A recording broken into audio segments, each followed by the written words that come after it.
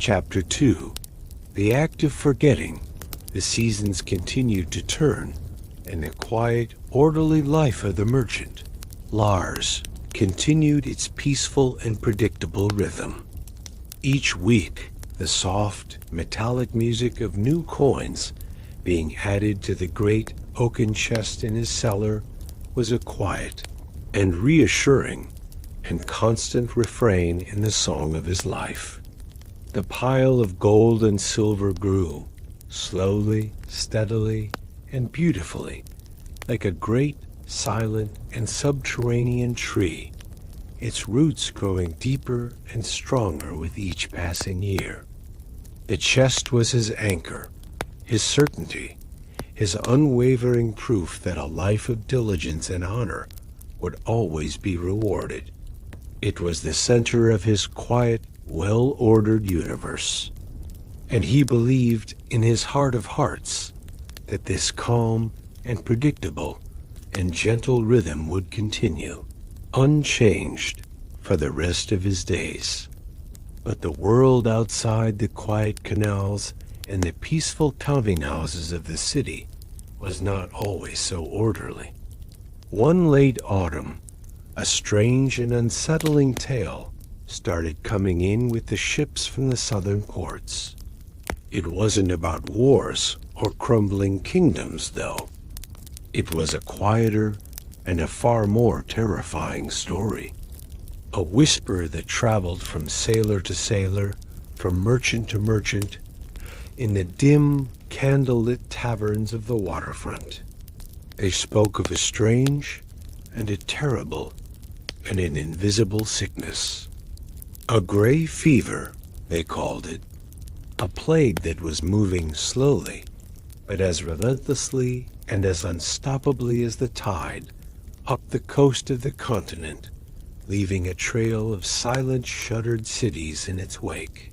At first, the people of the city dismissed the stories. They were a strong and a prosperous and a well-fed people. Their city was clean, washed twice a day by the cleansing salt waters of the sea. Such things, they told themselves, did not happen here. But as the weeks passed, and every new ship that arrived brought the same grim and ever more urgent news, the quiet, confident hum of the city began to change. A new and an unfamiliar and a deeply unsettling note of anxiety began to creep into the air. The usual boisterous laughter in the marketplaces became a little more subdued. The faces of the merchants in the great exchange hall were a little more pale, their conversations a little more hushed. The city was holding its breath, its eyes turned southwards, watching and waiting for the invisible and relentless and silent enemy to arrive. Lars, a man of logic and of reason, felt the cold touch of this new fear like everyone else. He was not a man given to panic, but he was also a man with a family. He had a wife and 2 young children, and his own personal sense of security, which had for so long been rooted in the tangible, metallic weight of the gold and silver in his chest, now felt strangely and terrifyingly inadequate. What good was a chest full of gold against an enemy you could not see, an enemy that you could not fight with a sword or bar a door against? For the first time, his great, solid, and unshakable fortress of wealth felt like a fragile and a useless thing. His heart, for the first time in his adult life, was filled not with the quiet, satisfying hum of commerce, but with the cold, sharp, and primal instinct of a father to protect his young. The day the news finally arrived that the fever had been seen in a town just a day's ride from their own city, a new and a desperate and a frantic energy seized the port. A quiet and a collective, and a deeply instinctual decision was made by all those who had the means to do so. To flee, to take to the sea, the one great, clean, and open road that led away from the approaching sickness. The harbor, which had been a place of orderly commerce, was now transformed into a scene of quiet, desperate, and urgent chaos. Families were hurrying through the cobblestone streets, their faces pale with fear, carrying small, precious bundles of their most important possessions. Captains were shouting orders, their voices sharp with a new and urgent authority, as they prepared their ships for an immediate and an unplanned departure. Lars knew what he had to do. His choice was not a choice. It was a necessity. He had a small, but a strong and a seaworthy trading vessel of his own, moored at its usual place in the canal. That ship, which had been a tool of his trade, was now to become his family's ark, their only hope of escape. He worked with a calm and a focused and a cold efficiency. He gathered his wife and his children. He packed a small sea chest, not with valuables, but with the essentials: warm blankets, dried food, and casks of fresh water. His mind was a place of pure and clear and absolute and deeply paternal purpose. There was only one thing that mattered: the safety of his family.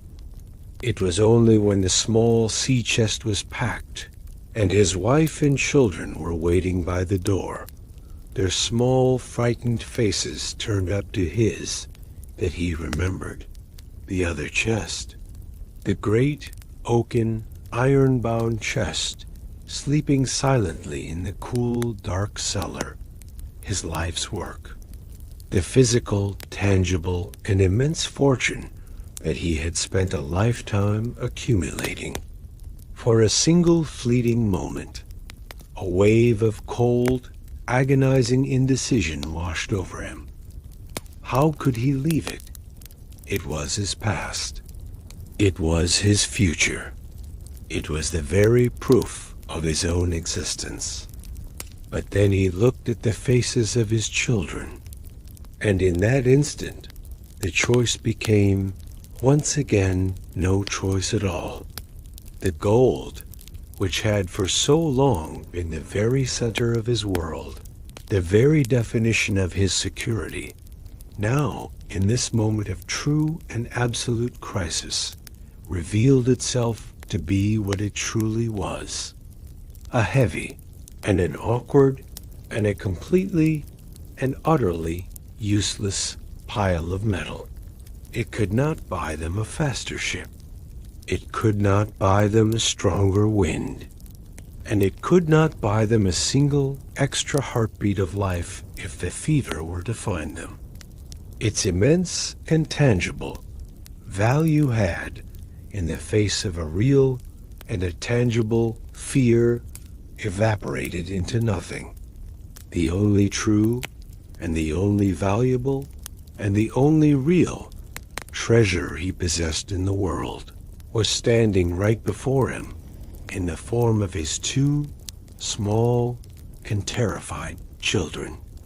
But he was still a man of order. He was still a man of prudence. He could not just abandon it. He had one last desperate idea, one last quick and rational act to perform. He told his wife to take the children down to the ship and to make ready to cast off the moment he returned. Then he took his lantern and he descended, for what he did not know would be the last time, into his cellar. He stood before the great, silent chest. It seemed to look at him in the flickering lantern light with a kind of deep and calm and unknowing indifference. He did not have the key with him. There was no time to fetch it. He took a heavy iron pry bar, and with a few quick and powerful and deeply violent movements, he forced the great lock open.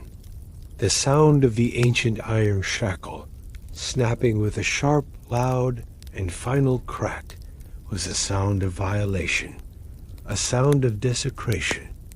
He lifted the lid, and he looked for the last time at the beautiful, gleaming, and now utterly useless river of his life's work. Then he began to work with a frantic and a desperate haste. He took the strongest of the empty wine barrels that lined the cellar walls, and he began to scoop the coins with both hands from the chest and into the barrel.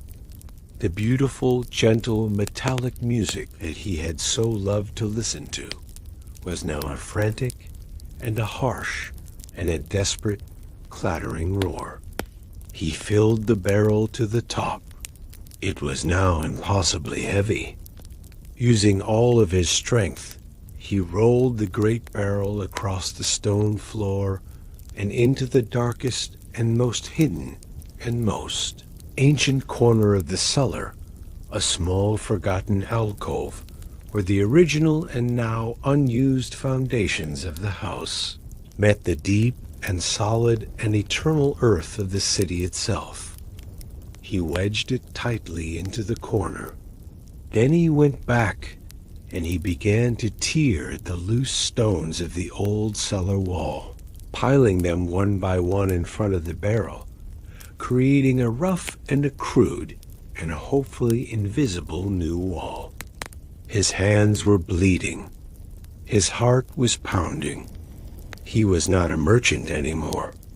He was a frantic, terrified animal, burying his treasure in the dark, cold earth. When the last of the stones was in place, and the barrel was completely hidden from view, he stood back, his body heaving, his breath coming in ragged gasps. It was done. It was not a perfect solution. It was a desperate and a hopeful act, a prayer offered to the gods of chance and of time. He did not take a single coin with him. There was no time.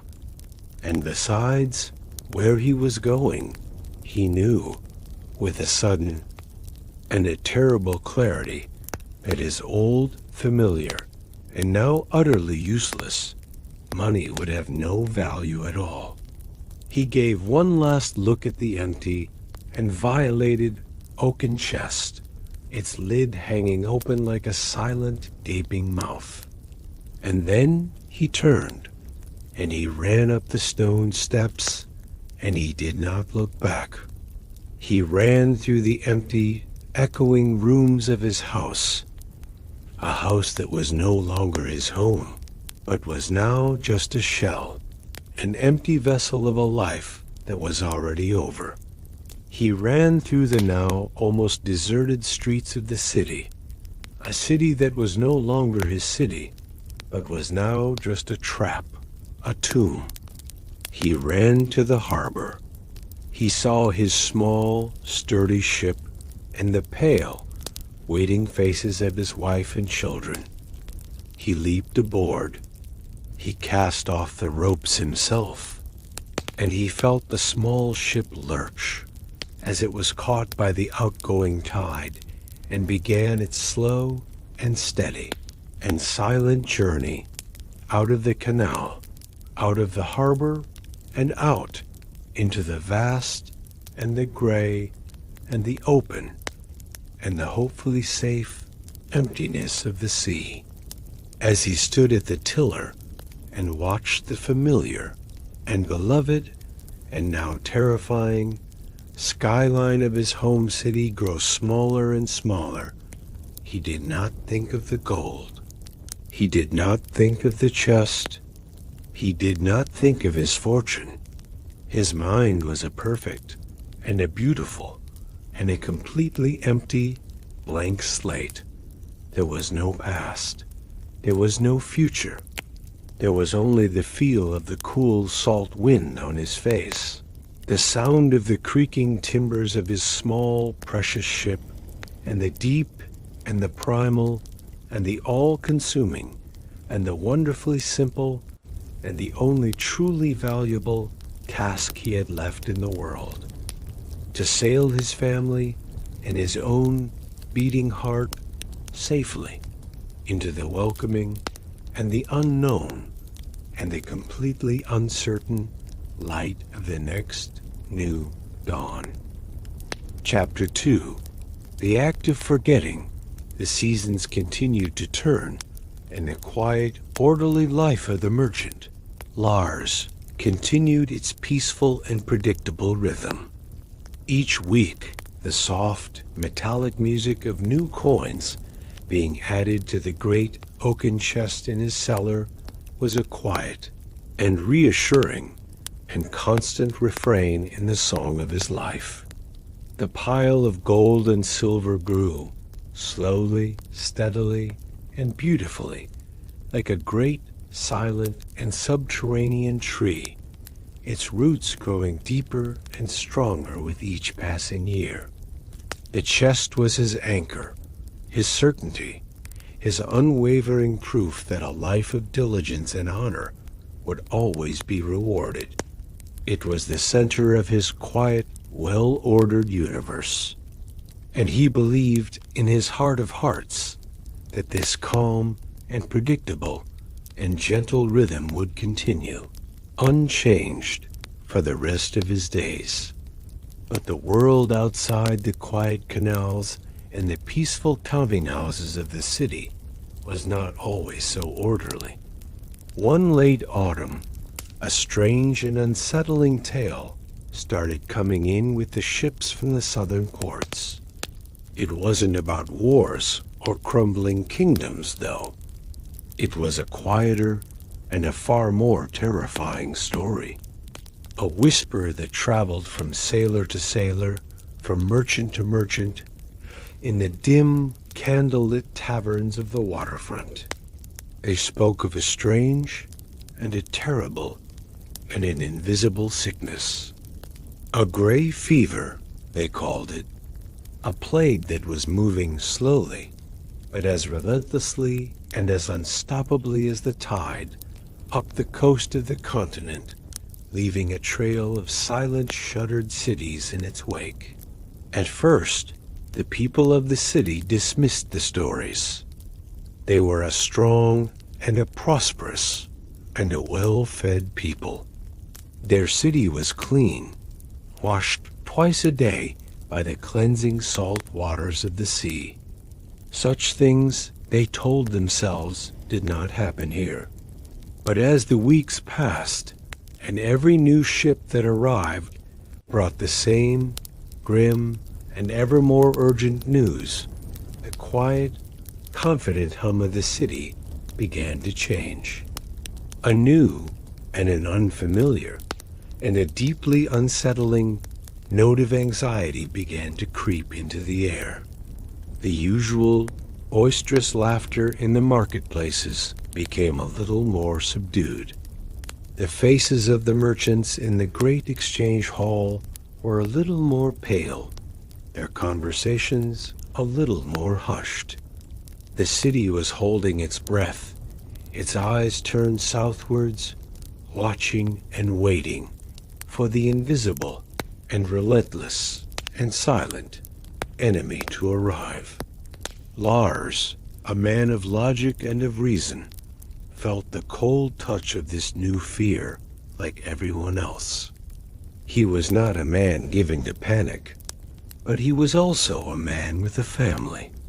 He had a wife and 2 young children, and his own personal sense of security, which had for so long been rooted in the tangible, metallic weight of the gold and silver in his chest, now felt strangely and terrifyingly inadequate. What good was a chest full of gold against an enemy you could not see, an enemy that you could not fight with a sword or bar a door against. For the first time, his great, solid, and unshakable fortress of wealth felt like a fragile and a useless thing. His heart, for the first time in his adult life, was filled not with the quiet, satisfying hum of commerce, but with the cold, sharp, and primal instinct of a father to protect his young.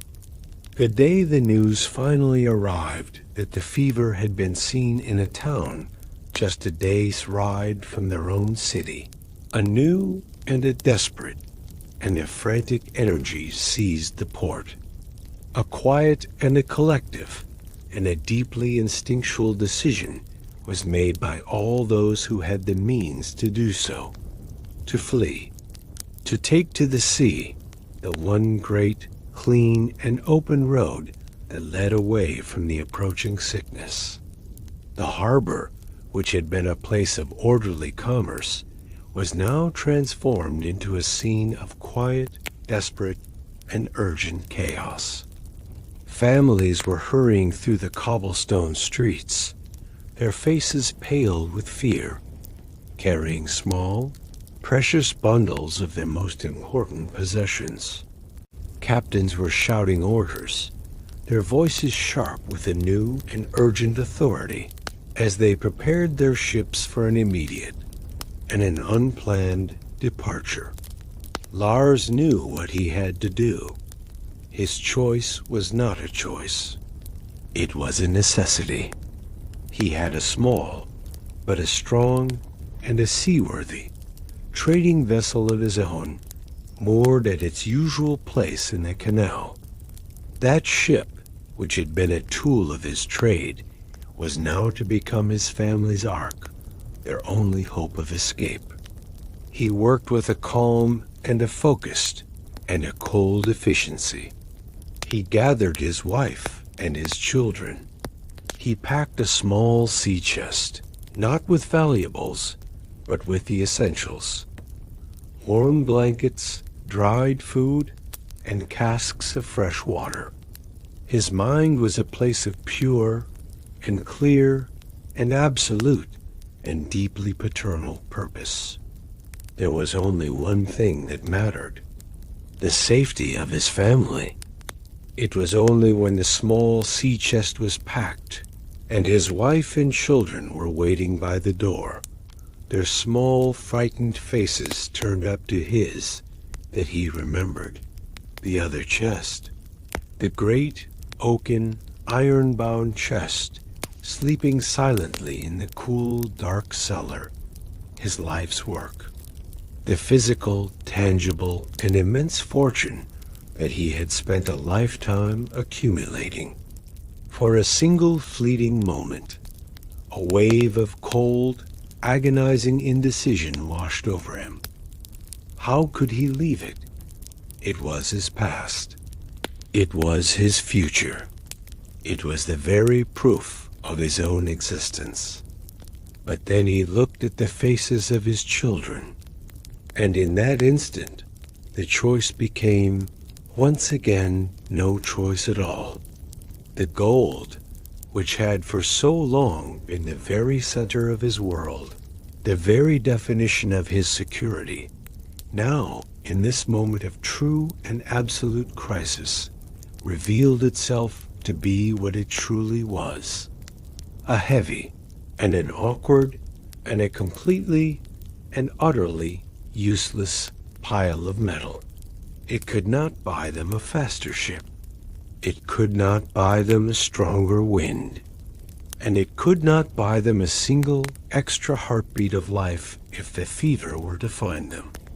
Its immense and tangible value had, in the face of a real and a tangible fear, evaporated into nothing.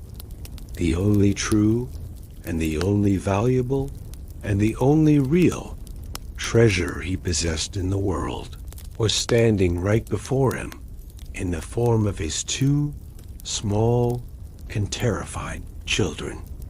But he was still a man of order. he was still a man of prudence. He could not just abandon it.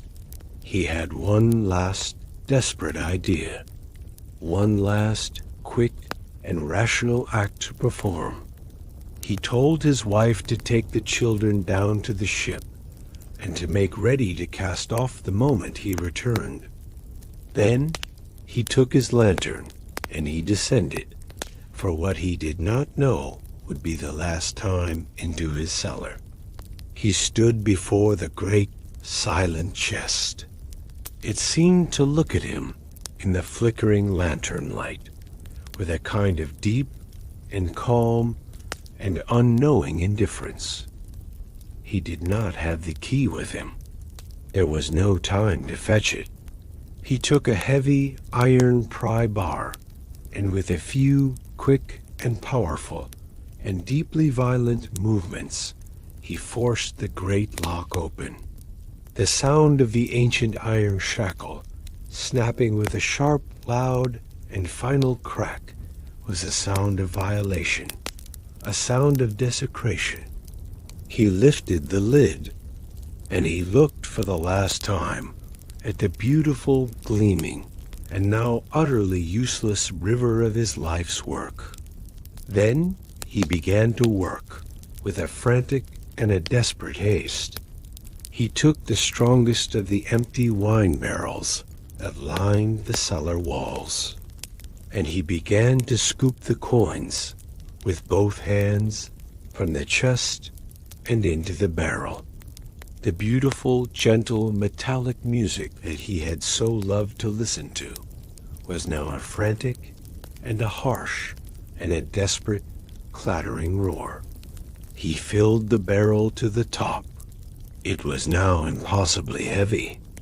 Using all of his strength, he rolled the great barrel across the stone floor and into the darkest and most hidden and most ancient corner of the cellar, a small forgotten alcove where the original and now unused foundations of the house met the deep and solid and eternal earth of the city itself.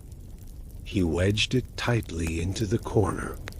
Then he went back and he began to tear at the loose stones of the old cellar wall, piling them one by one in front of the barrel, creating a rough and a crude and a hopefully invisible new wall. His hands were bleeding. His heart was pounding. He was not a merchant anymore. He was a frantic, terrified animal, burying his treasure in the dark, cold earth. When the last of the stones was in place, and the barrel was completely hidden from view, he stood back, his body heaving, his breath coming in ragged gasps. It was done. It was not a perfect solution. It was a desperate and a hopeful act, a prayer offered to the gods of chance and of time. He did not take a single coin with him. There was no time. And besides, where he was going, he knew, with a sudden and a terrible clarity, that his old, familiar, and now utterly useless money would have no value at all. He gave one last look at the empty and violated oaken chest, its lid hanging open like a silent, gaping mouth. And then he turned, and he ran up the stone steps, and he did not look back. He ran through the empty, echoing rooms of his house, a house that was no longer his home, but was now just a shell, an empty vessel of a life that was already over. He ran through the now almost deserted streets of the city, a city that was no longer his city, but was now just a trap, a tomb. He ran to the harbor. He saw his small, sturdy ship and the pale, waiting faces of his wife and children. He leaped aboard. He cast off the ropes himself, and he felt the small ship lurch as it was caught by the outgoing tide and began its slow and steady and silent journey out of the canal, out of the harbor, and out into the vast and the gray and the open and the hopefully safe emptiness of the sea. As he stood at the tiller and watched the familiar and beloved and now terrifying skyline of his home city grow smaller and smaller, he did not think of the gold. He did not think of the chest.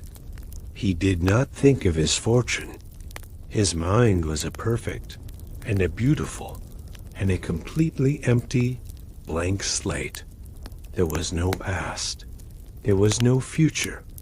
There was only the feel of the cool salt wind on his face, the sound of the creaking timbers of his small, precious ship, and the deep and the primal and the all-consuming and the wonderfully simple and the only truly valuable task he had left in the world: to sail his family and his own beating heart safely into the welcoming and the unknown and the completely uncertain light of the next new dawn.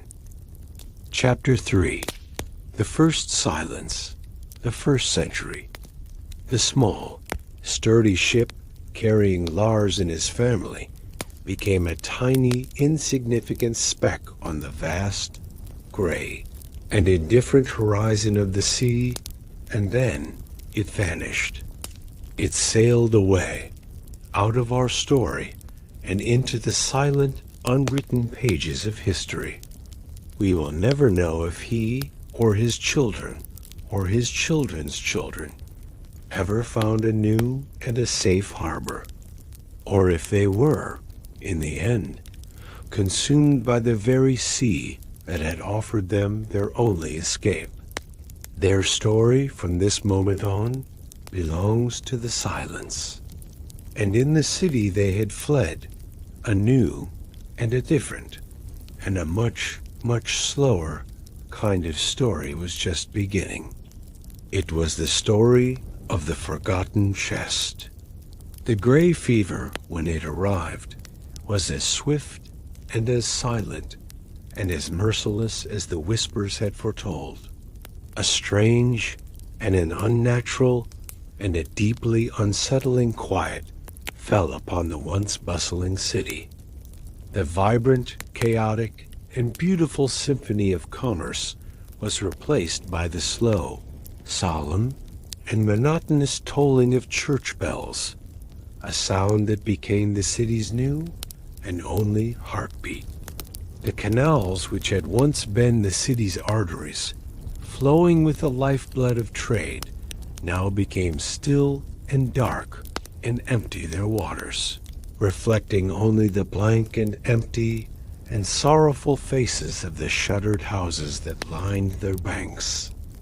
A city for a long and a terrible and a timeless season held its breath and waited for the shadow to pass.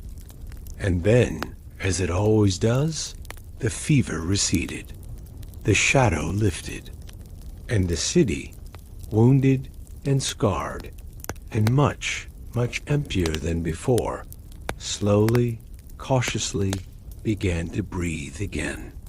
The survivors, the ones who were left to inherit the quiet, echoing streets, slowly, hesitantly unbarred their doors and stepped out into the clean, washed, and now strangely unfamiliar light of a new and altered world. Pause. The house of the merchant Lars, on its quiet canal, remained shuttered and silent.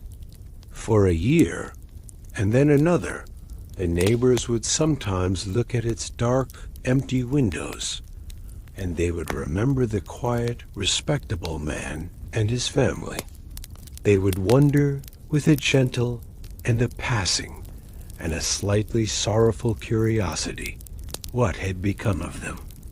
But time especially in a city that was so desperate to heal and to forget and to look towards the future as a way of washing away the memories of those who are gone. The story of Lars, the provisioner of ships, faded. His name, which had once been a symbol of reliability, became just another faint and ghostly echo in the city's long and crowded memory. The house itself began its own slow and inevitable journey of decay. The fierce, salt-laden winds that blew in from the sea began to eat away at the wooden window frames. The constant, gentle dampness of the city's air began to encourage a slow, beautiful, but deeply destructive growth of a dark green moss upon the roof tiles. A single hard winter, with a heavy and an unusual fall of snow, caused a section of the roof to groan and then to sag, leaving a gaping hole through which the rain and the wind and the quiet, curious birds could now enter. The process of forgetting was now being helped along by the slow and the patient and the utterly indifferent hands of nature. The house was no longer a home. It was becoming a ruin, a hollow shell filled with the ghosts of a life that had once been lived there. Decades passed. A new generation was born, a generation that had no memory of the Great Fever, a generation that looked only to the future. The city was growing again, its energy and its ambition returning, and the ruined and abandoned, and now dangerous, house of a long-forgotten merchant was seen not as a memory, but as an obstacle, a piece of the dead past that was standing in the way of the living future. And so, one day, a team of workmen arrived. Pause, with the quiet and the brutal and the unsentimental efficiency of their trade, they began to dismantle the house. The sound of their hammers and of their crowbars was a loud and a jarring and a final and a deeply unsentimental funeral dirge for the life of Lars. They pulled down the walls, the very walls that had once echoed with the laughter of his children. They tore up the floorboards upon which he had walked. They threw the great, splintered timbers of the roof into a pile of rubble. They were not destroying a home. They were simply clearing a space. And what of the cellar? What of the small, subterranean room that held the great and now forgotten secret? In the chaos and the dust and the noise of the demolition, no one noticed the rough and crude and now moss-covered pile of stones in the far corner. It looked like just another part of the old crumbling foundation. And so, when the house had been completely leveled and the ground was being cleared to make way for the foundations of a new and a grander and a more modern building, the cellar of Lars was not excavated. It was simply and efficiently and completely filled in. Imagine the moment. A cart, heavy with the rubble of the old house, is tipped over the edge of the newly created hole, and a great, rushing, and chaotic avalanche of broken bricks, and splintered wood, and dust, and dirt cascades down into the darkness. It fills the space with a loud and a final and a deeply conclusive roar. It covers the old stone floor. It covers the empty and violated and long-forgotten oaken chest. And it covers completely the small, hidden alcove and the rough stone wall behind which the barrel, filled with its silent and sleeping, and now utterly lost, treasure is resting. A layer of rubble, a layer of earth, a layer of sand. The cellar was gone. The secret was buried. It was now sealed, not just by a pile of stones, but by the entire and immense and unknowing weight of the new and forward-looking city. Pause. A new and a wider and a more fashionable street was built upon the site of the old house. New buildings with elegant, modern facades rose on either side of it. A new generation of merchants and bankers and artisans walked up and down this new street, their minds filled with their own new and urgent ambitions. They had no idea and no reason to know that just a few feet beneath the hard, solid, and dependable cobblestones that they walked upon every day, a small and a quiet and a now doubly secret piece of the past was sleeping. And so the first silence began, a silence of deep and profound and absolute darkness, a silence of immense and crushing and completely untroubled pressure, a silence of a cool and a dry and a completely unchanging and a completely timeless stasis. Down in the deep and the dark and the now completely sealed heart of the earth, the barrel of coins rested. The city above it lived and breathed and changed. The sun rose and set 100,000 times.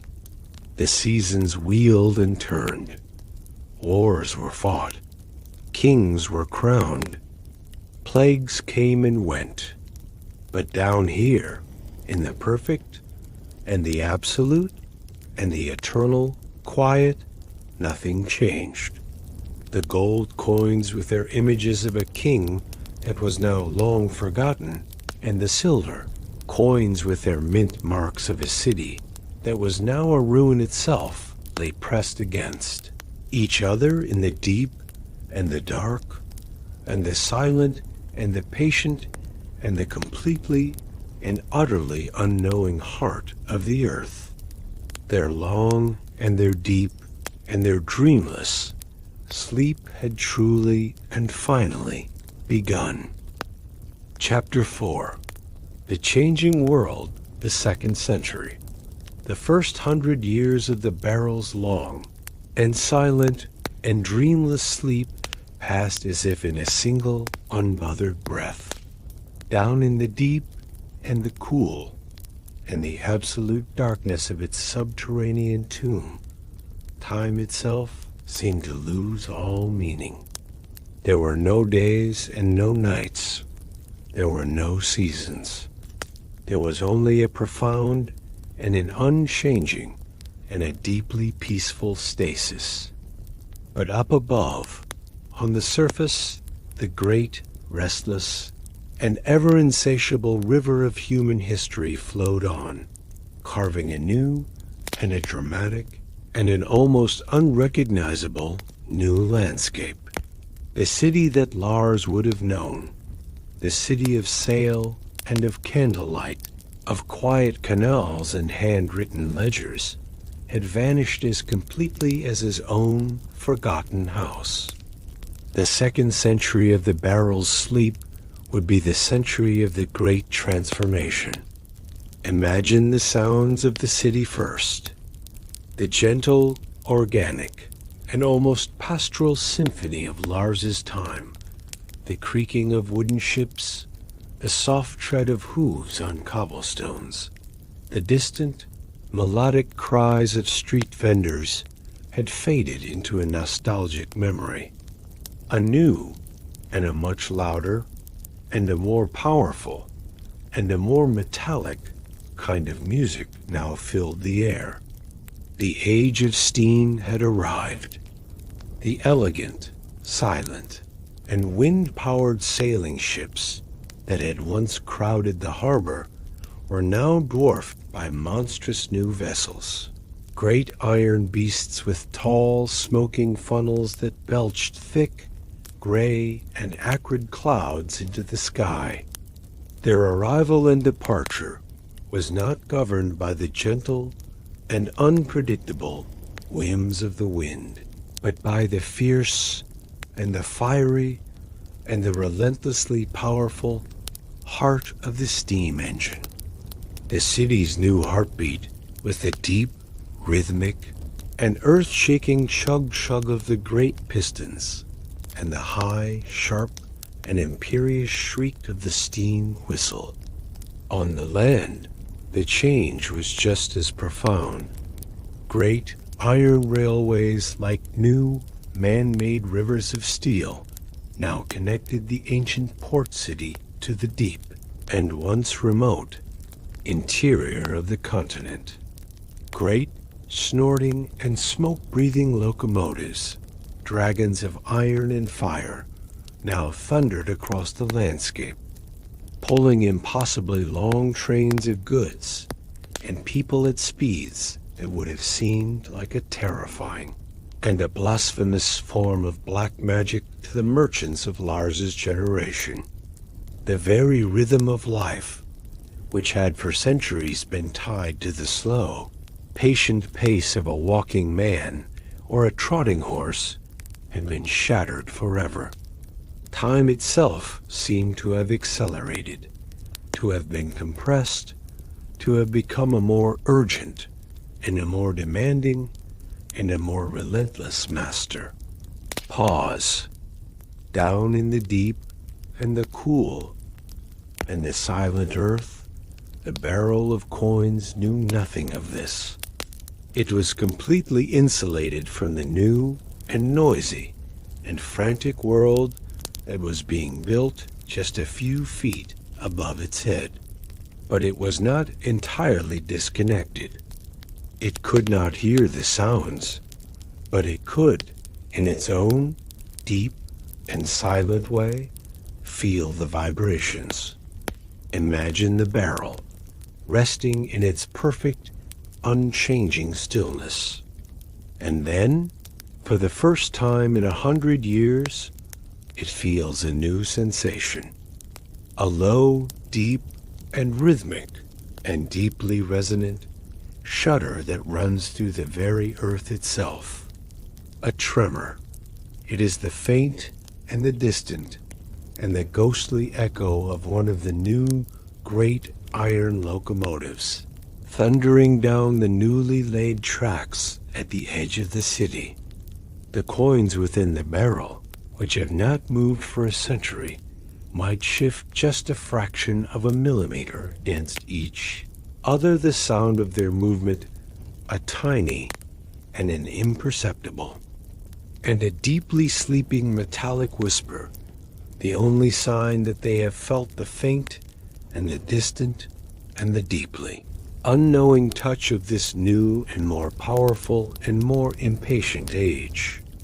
The very idea of wealth, the idea that had been the absolute and the unshakable and the golden sun at the center of Lars's universe, was also undergoing a profound and a dramatic and an irreversible transformation. Lars had believed in the tangible, in the real, in the heavy and the honest and the unchangeable value of the gold and silver that he could hold in his hand. But this new and faster and more powerful world required a new and a faster and a more powerful kind of money.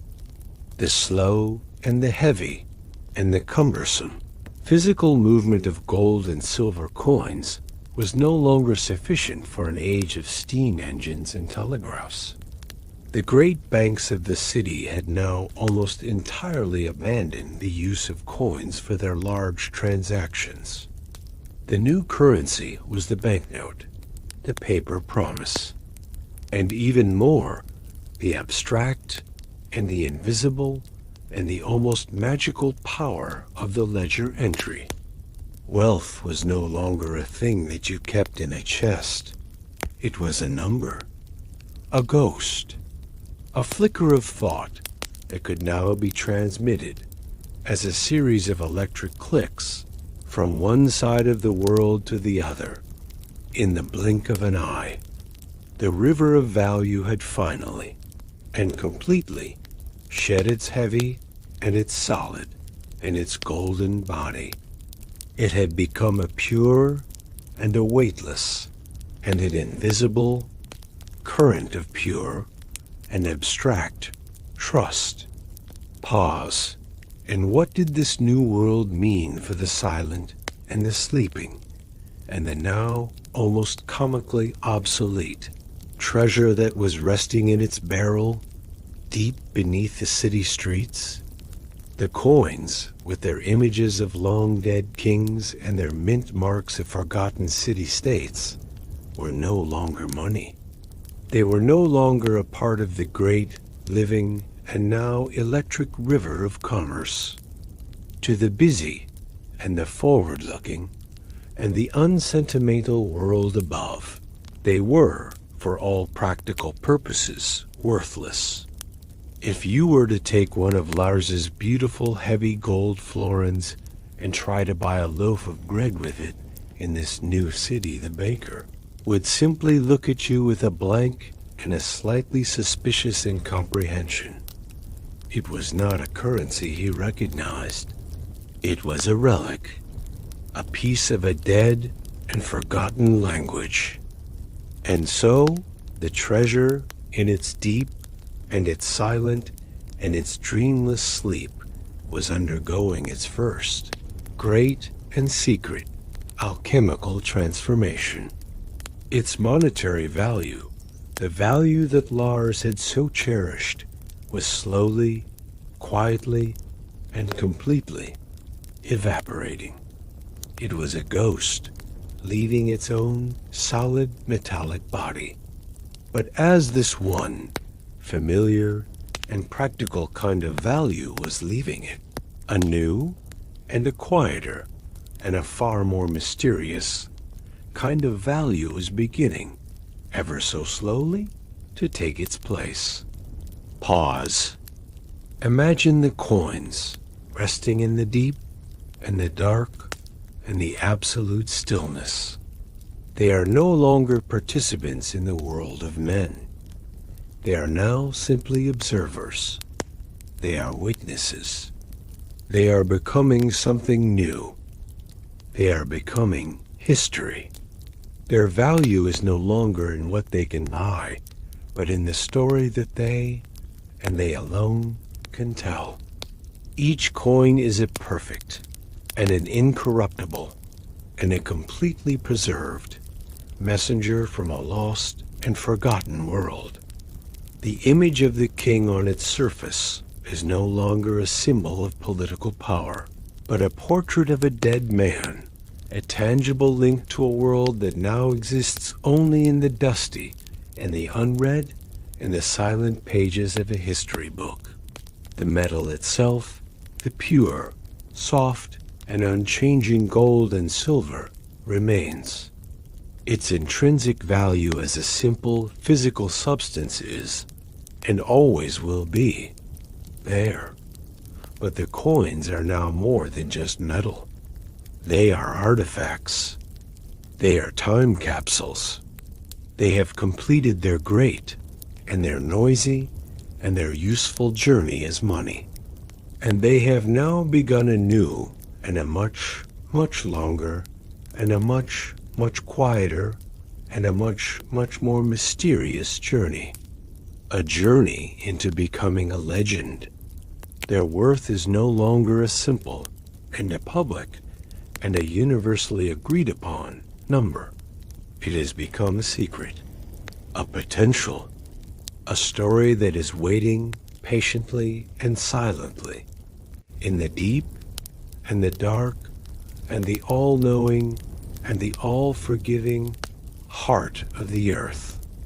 For a new kind of scholar, a new kind of dreamer in a new and a future, and a completely unimaginable century to one day come and find it, and to finally, and at long last, be able to listen to the deep and the silent, and the incredibly patient, and the incredibly beautiful story that it has to tell.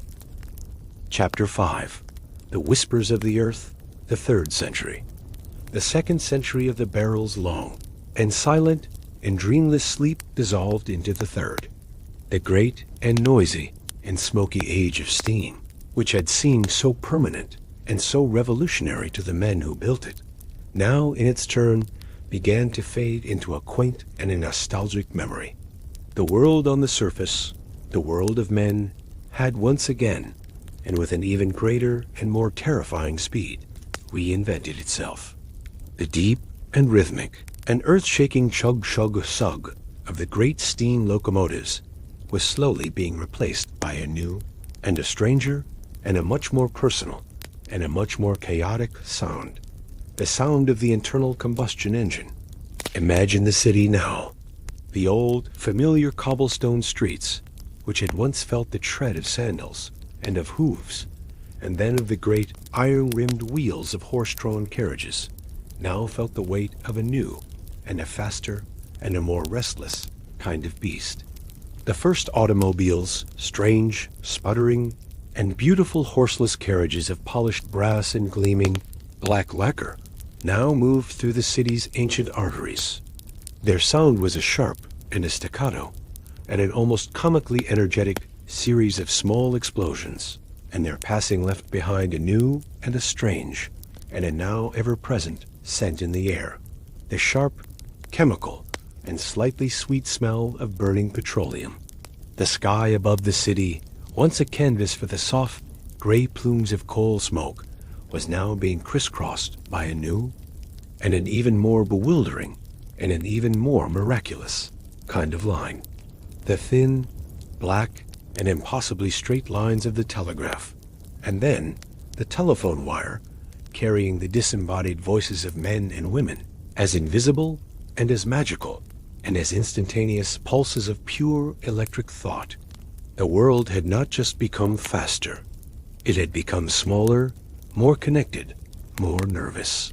And deep beneath the surface of this new and nervous and ever-accelerating world, the barrel of coins continued its long and its deep and its profoundly anachronistic slumber. The faint and distant and ghostly tremors it had once felt from the passing of the great, heavy trains were now replaced by a new and a sharper and a more frequent and a much closer kind of vibration.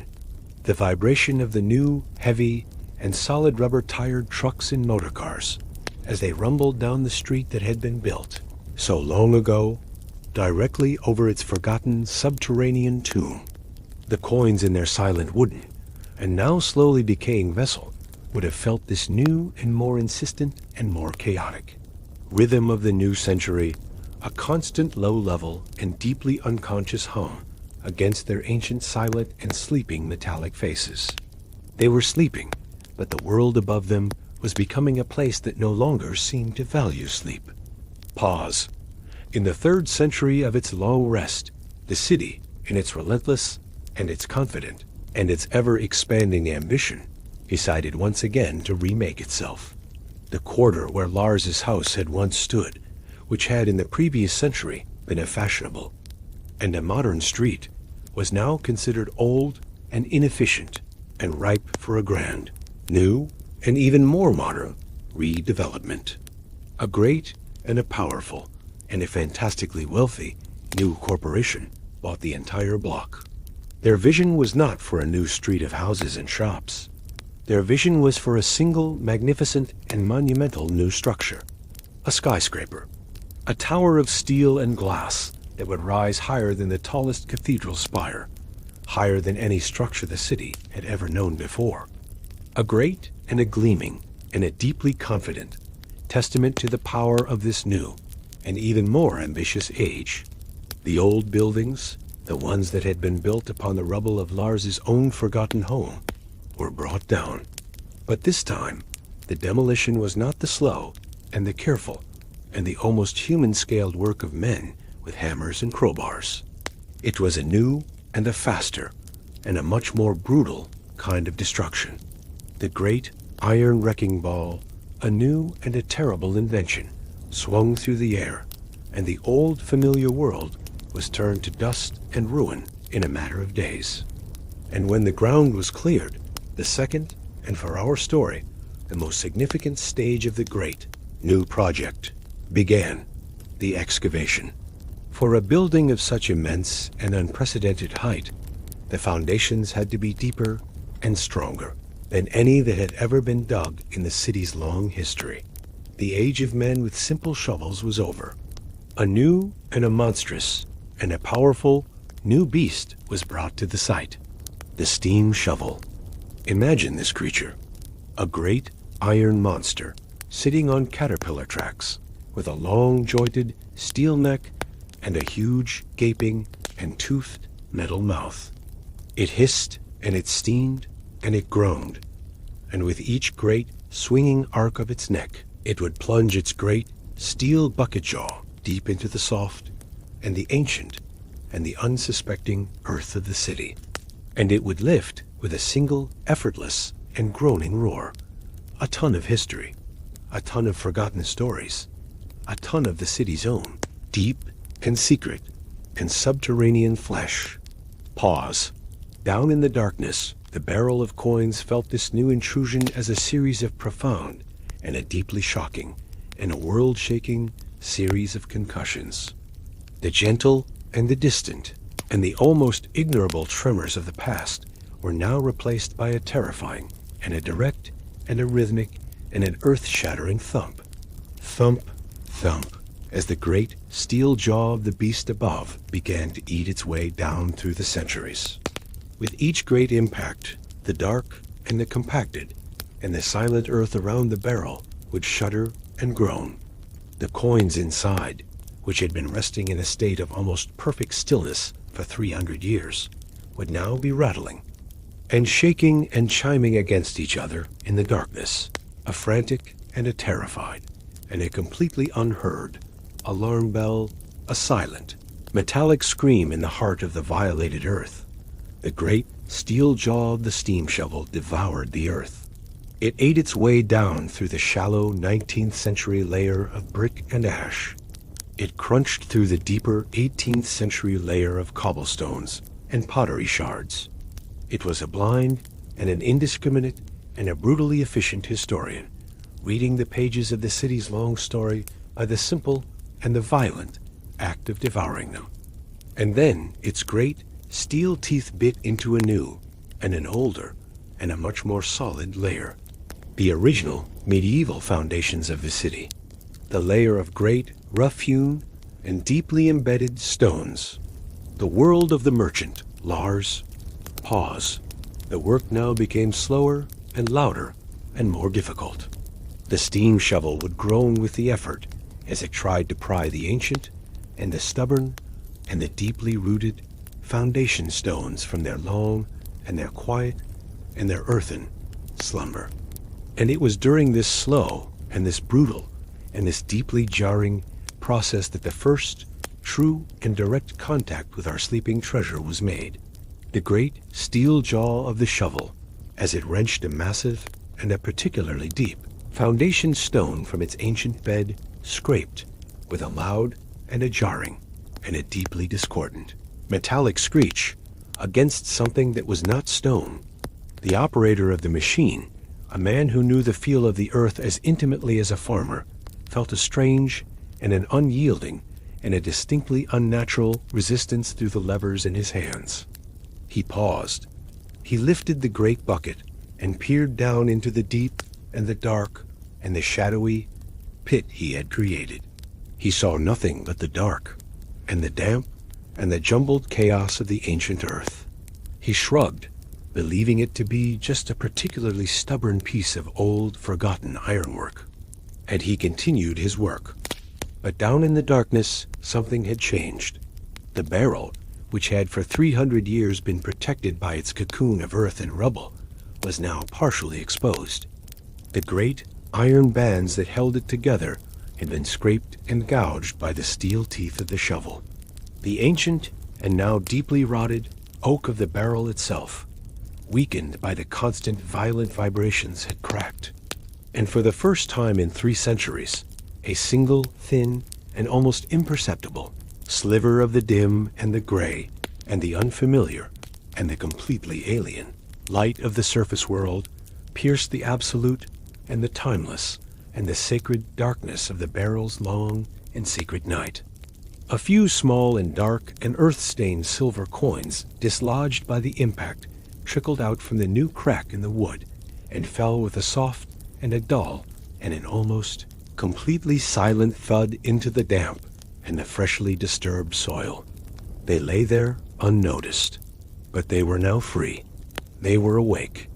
They were no longer a part of the great and the sleeping and the forgotten treasure. They were now a clue, a secret that was for the first time in 300 years beginning ever so slowly and ever so quietly and ever so reluctantly to whisper its way back into the living and the breathing and the completely and the utterly unknowing world of men. Chapter 6. The discovery, the work on the great new skyscraper continued its relentless and noisy and forward-looking pace. The deep and the dark and the now profoundly disturbed pit of the new foundations grew wider and deeper day by day, and the great iron monster, the steam shovel, continued its blind and its brutal and its deeply unintentional archaeological dig, eating its way down through the centuries, through the forgotten layers of the city's long and secret life. But the operator, a man named Thomas, a man with a quiet and a watchful and a deeply curious nature, had not forgotten the strange and the jarring and the deeply unnatural sound he had heard the day before. The screech of his steel bucket against something that was not stone. And so the next morning, when the first pale and watery gray light of the dawn was just beginning to touch the raw and the wounded and the deeply shadowed earth of the great construction site, he arrived a little early. Before the noise and the shouting and the chaos of the working day had begun, he took a lantern and he made his way carefully down the steep and the muddy and the temporary wooden staircase that led into the deep and the quiet and the now very, very ancient heart of the pit. The air at the bottom was cool, and it smelled of the deep and the damp and the eternal and the slightly sweet scent of freshly disturbed earth. The only sound was the gentle and the rhythmic and the almost musical drip, drip of ground water seeping from the dark and the newly exposed walls of the pit. He made his way to the spot where he had felt the strange resistance. He held his lantern high, its warm golden light casting long, dancing, and mysterious shadows. He scanned the jumbled chaos of the dark earth and the ancient and the half-unearthed foundation stones. And at first he saw nothing but mud and rock and the dark and the tangled and the skeletal roots of long-dead trees. He was about to turn away, to dismiss the feeling as a product of his own imagination, when the small, steady, and honest flame of his lantern caught on something. It was not a bright reflection. It was a dull and a soft and a deeply unobtrusive and an almost apologetic gleam, a small and a circular and a strangely out-of-place object, half buried in the dark and the damp and the muddy earth. He knelt down The knees of his trousers were instantly soaked with the cold, damp mud, but he did not notice. He reached out with his thick and his calloused and his work-worn fingers, and he gently and carefully brushed away the soil.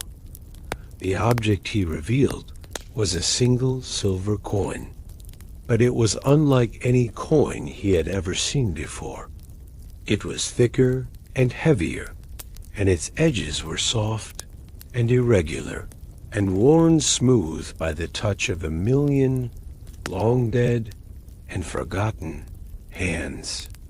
The surface was dark, almost black, with a patina of age that was so deep and so ancient that it felt like a part of the metal itself.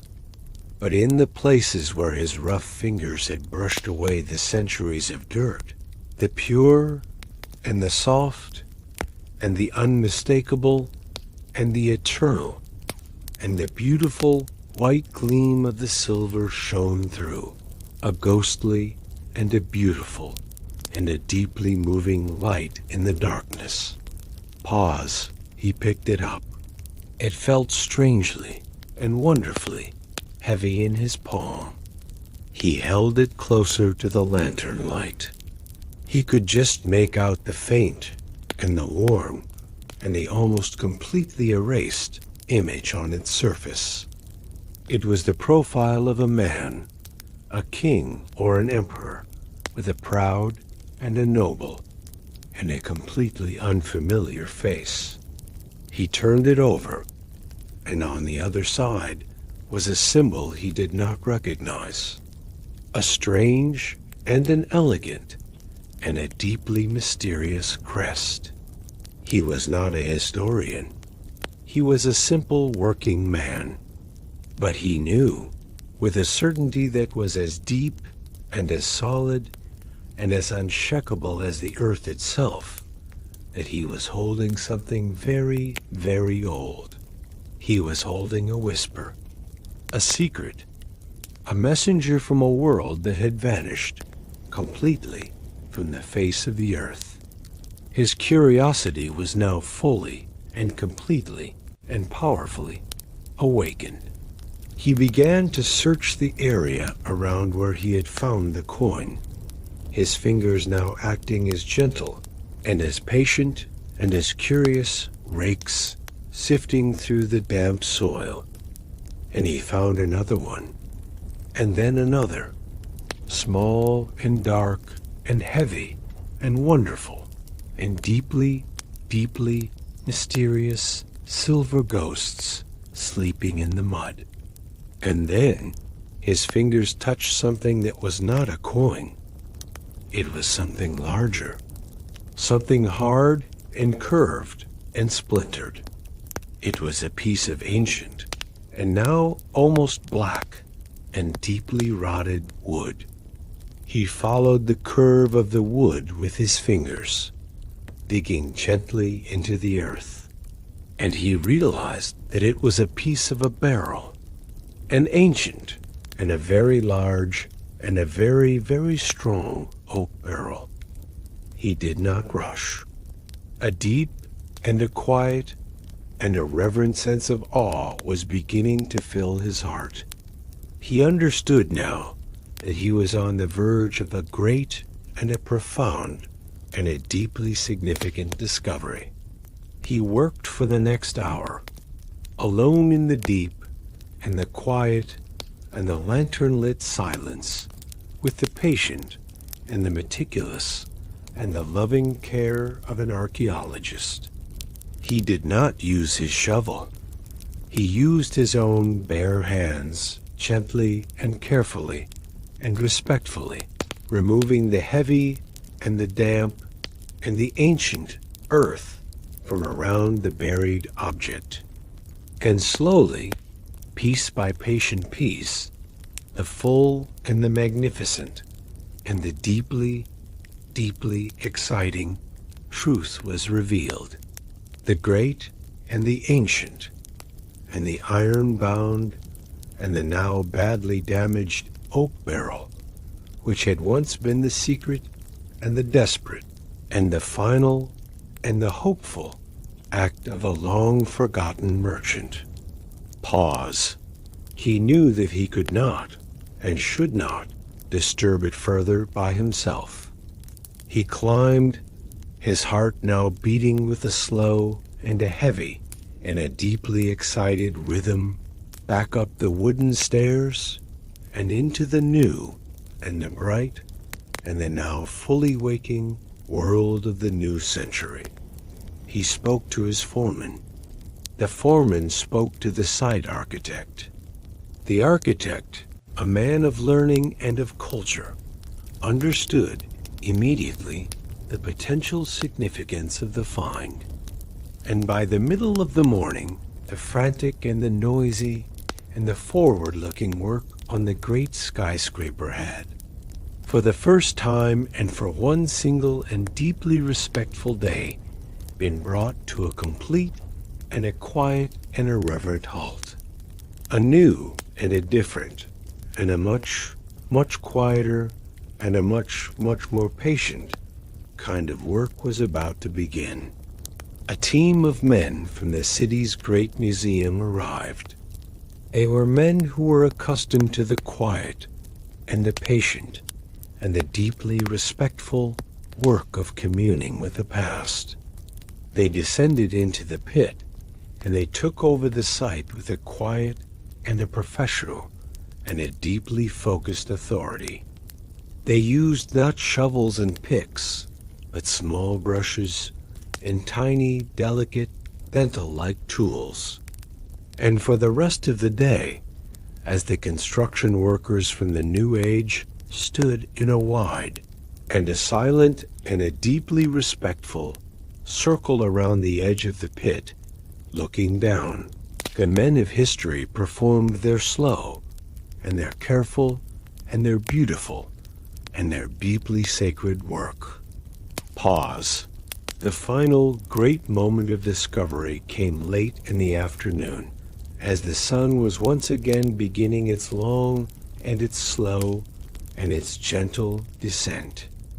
The barrel, now fully excavated and cradled in a web of strong canvas straps, was slowly and carefully, and with an almost unbearable sense of tension, lifted from its 300-year-old grave by a great and a modern and a now very, very gentle crane. It rose slowly out of the deep, dark, and damp earth and into the warm and the golden and the now deeply, deeply different light of the late afternoon sun. It was a breathtaking and a beautiful and a deeply moving sight. A piece of a long and a dead and a forgotten world being reborn into the living one. It was placed with an almost religious reverence upon a large, clean canvas sheet. The wood of the barrel, dried and rotted by the centuries, was too fragile to be opened by force. The lead archaeologist, a man with a face as old and as kind and as wise as the objects he studied, began the slow and the delicate and the final process. He began to gently and carefully, and with the skill of a surgeon, remove the upper and most rotted planks of the barrel's lid. And as he lifted the last crumbling piece of the ancient, dark oak away, a soft and a collective and a deeply, deeply satisfied gasp of pure and of simple and of profound and of childlike wonder went through the crowd of watchful men. For inside, now revealed to the light of the sun for the first time in 300 years, lay the treasure. It was not a small and a scattered and a disappointing handful of coins. It was a vast and a deep and a dark and a solid and an almost completely full and a truly and a deeply and a breathtakingly magnificent treasure. The lost and the forgotten, and the now finally reawakened heart of the long-dead merchant Lars. Chapter 7. The Treasure of Time. For a long, silent, and deeply reverent moment, no one moved. The rough and the modern, and the forward-looking men of the 20th century stood in a circle of quiet and profound and almost childlike awe, gazing down at the impossible and the beautiful and the deeply, deeply ancient sight that lay before them. The treasure, now resting in the soft, golden, and completely alien light of the late afternoon sun, seemed to glow with a deep and a dark and a secret inner light of its own. It was a piece of a lost and forgotten world, a dream of a dead century that had, by some miracle, survived, and had now, by some even greater miracle, awakened in their midst. The lead archaeologist, a man whose hands were as gentle and as patient as time itself, knelt down beside the open, and now very fragile, remains of the old oak barrel. He did not immediately touch the coins. For a long moment, he simply looked.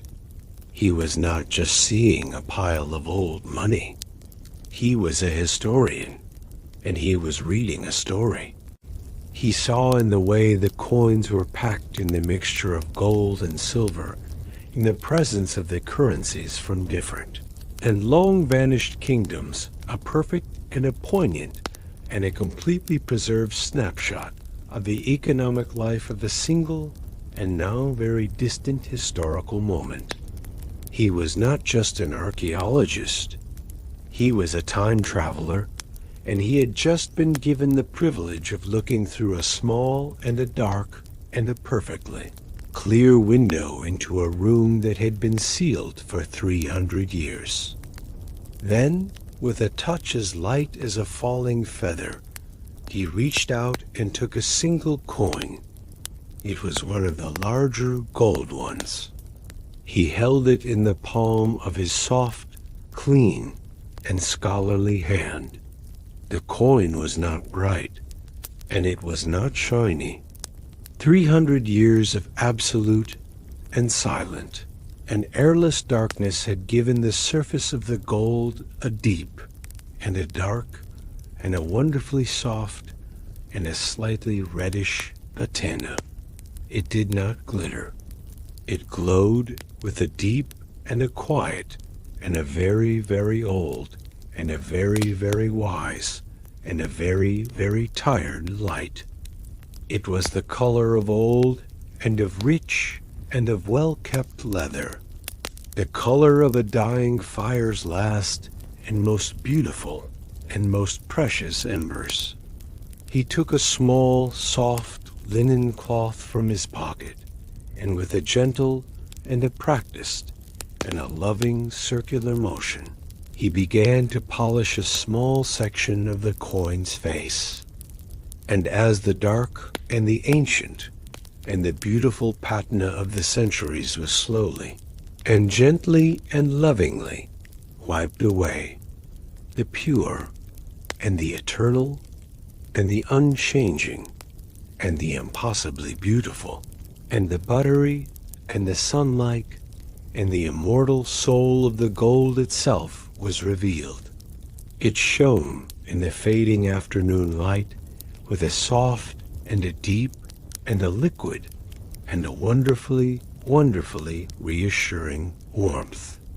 It was a light that seemed to come not from the sun above, but from the deep and the ancient and the fiery and the eternal heart of the earth itself. It was a light that was as old as the world, and it was a light that would last unchanged until the world's end. Pause. He then took a small and a powerful and a beautifully crafted magnifying glass from his waistcoat pocket, and he held it over the newly polished section of the coin. The crowd of rough and of modern and of suddenly very quiet and very still and very respectful construction workers leaned in, their breathing held in a state of collective and silent suspense. And through the powerful and the magical and the truth-revealing lens of the magnifying glass, a new and a forgotten and a ghost-like and a breathtakingly beautiful world was revealed. The face on the coin was now perfectly clear. It was the strong and the proud and the bearded and the long-forgotten face of a king who had been dust for almost 400 years. The letters of the inscription, written in an ancient and an elegant and a now almost completely unreadable form of Latin, were sharp and clear and perfect. The coin was not just a coin. It was a portrait. It was a history book. It was a perfect and a tiny and an incorruptible and a deeply, deeply moving messenger from the past. The work of the archaeologists continued for many days. The entire and priceless, and now almost sacred, contents of the barrel were removed with an almost religious care, coin by precious coin. Each one was cleaned and polished and identified and catalogued. And as the full story of the forgotten treasure was slowly and meticulously pieced together, a new and a final and a deeply profound and a beautifully ironic chapter in the long story of its value was being written. Pause. The first valuation was a simple one, the one that Lars, the long-dead merchant, would have understood. It was the value of the metal itself. A clerk from the city's modern bank, a man who worked not with coins, but with numbers on a page, came and weighed the entire collection of gold and of silver. He performed his modern and his precise and his unsentimental calculations, and he announced the result. The value of the raw metal in the new and the powerful and the global currency of this new and modern age was a significant and a respectable and a not inconsiderable sum.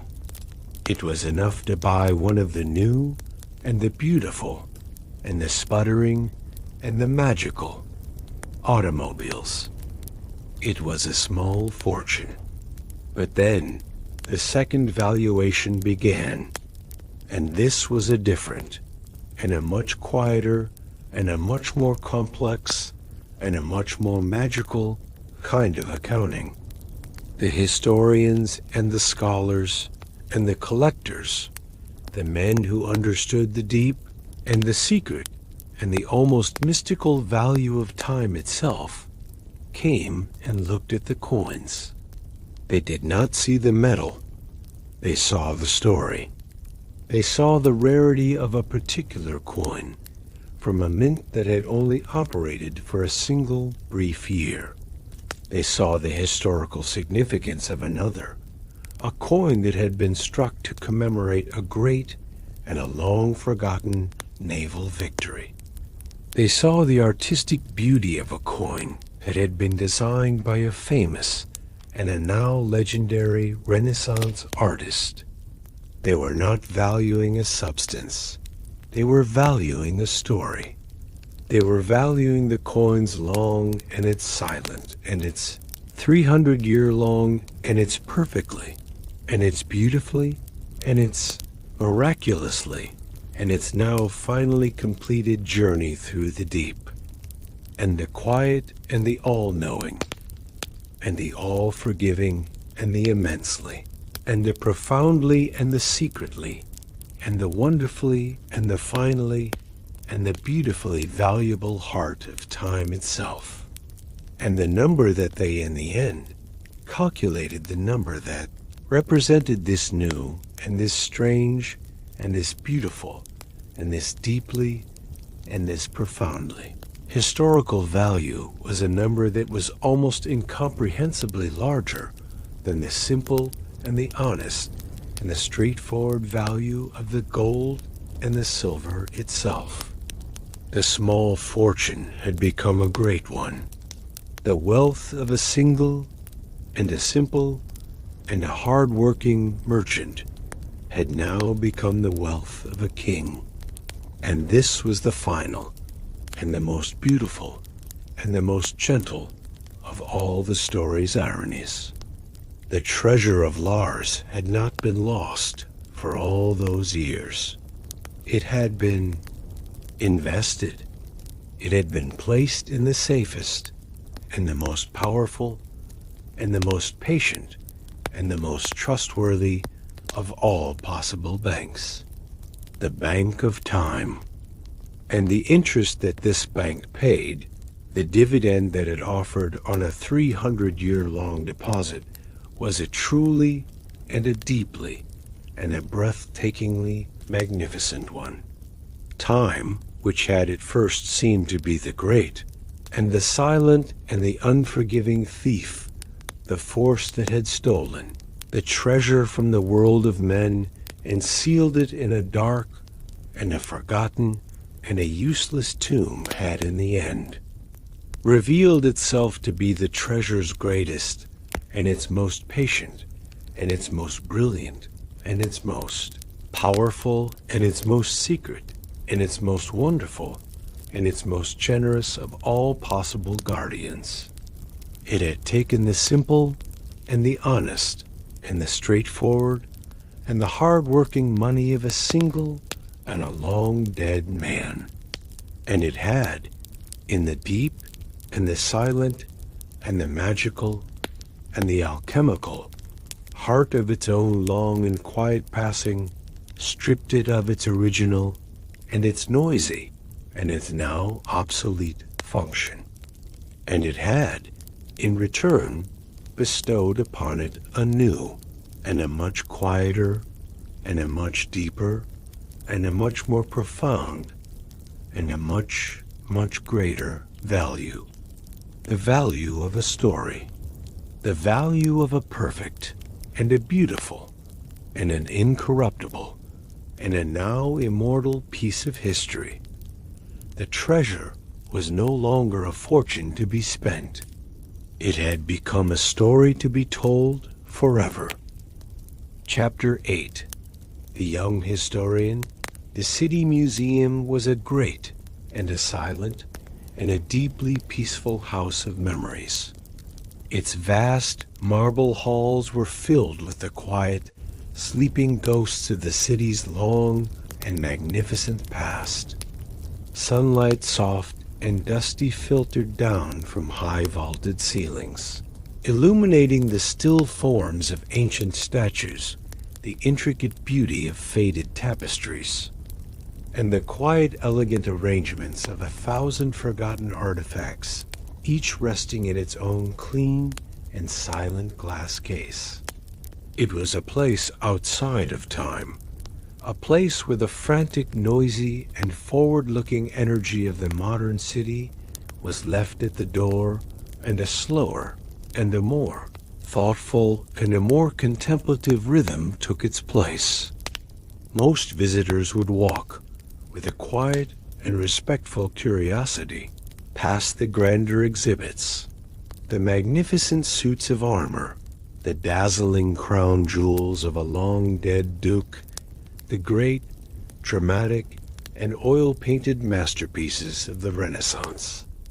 But in a quiet and a slightly dusty and a much less visited corner of the great hall, there was a smaller and a much simpler and a much quieter exhibit. It consisted of a single, large, and beautifully lit glass case, And inside that case, resting on a bed of deep dark crimson velvet, was the forgotten chest of the merchant Lars, and a small representative and artfully scattered selection of his beautiful and dark and ancient gold and silver coins. A small brass plaque on the wall beside it told the simple, and the now legendary, story of its 300-year-long sleep and of its miraculous rediscovery. It was here, in this quiet and forgotten corner, that our new story begins. It begins with a young woman named Elara.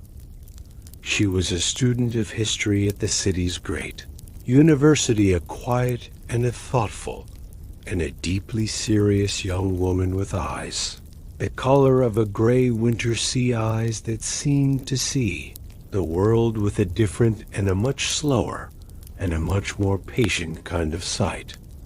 While her fellow students were drawn to the great and the loud and the dramatic stories of kings and of battles and of revolutions, Elara was drawn to the quieter and the smaller and the more human whispers of the past.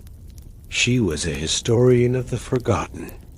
She would often come to the museum in the late afternoons when the crowds had thinned and a deep and a peaceful and an almost sacred silence had descended upon the great halls.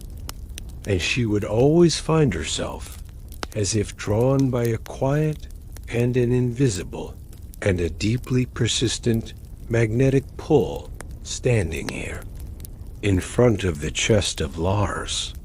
Pause.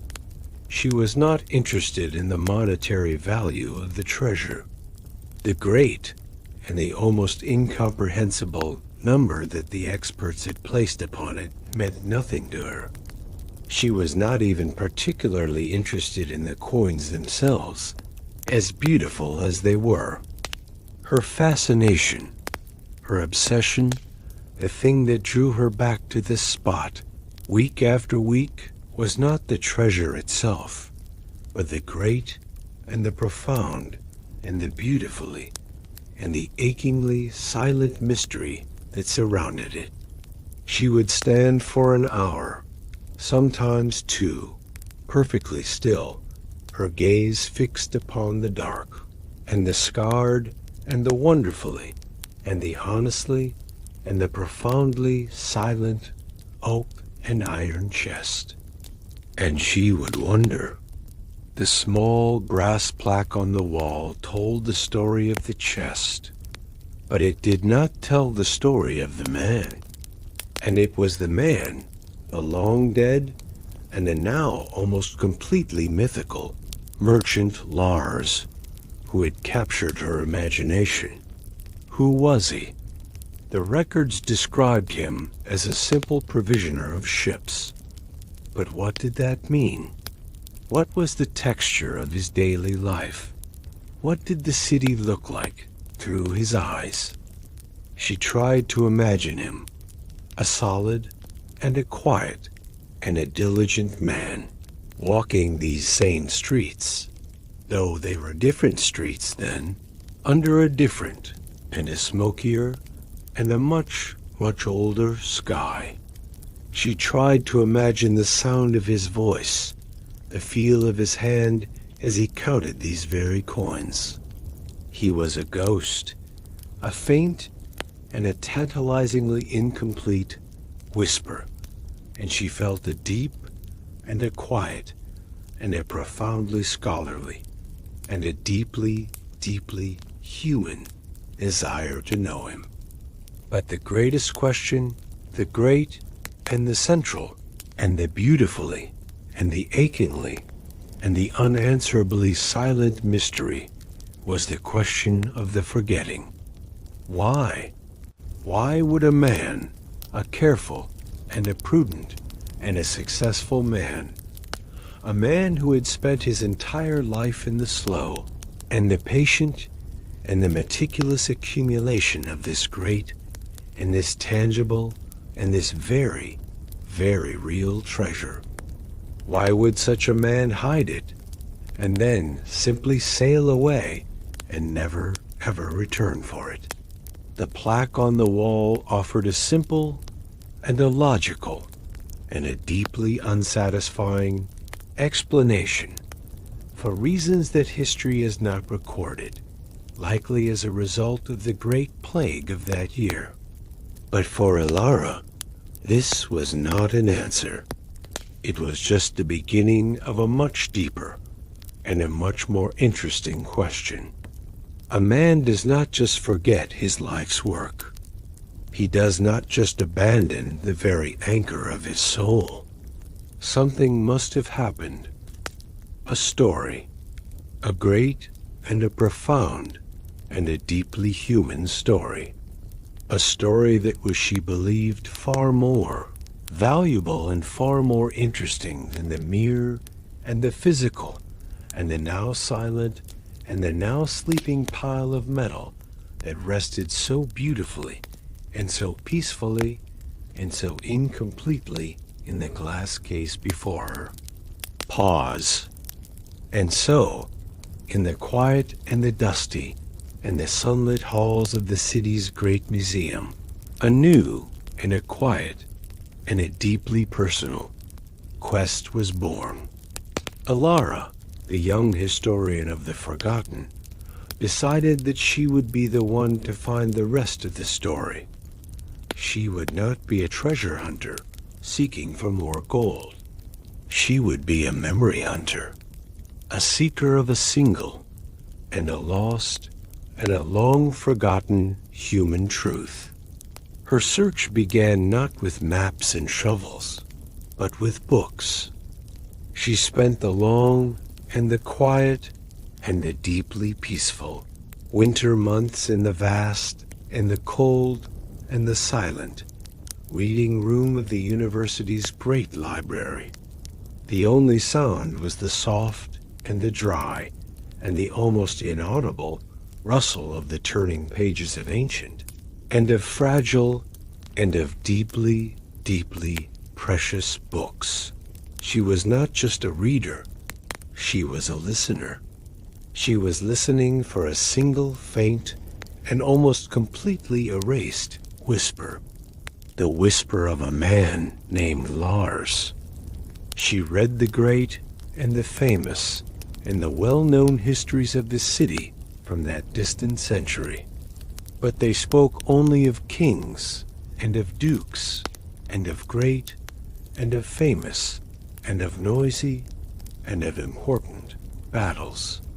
They did not speak of the quiet and the simple and the unimportant lives of simple and of honest and of now long dead merchants.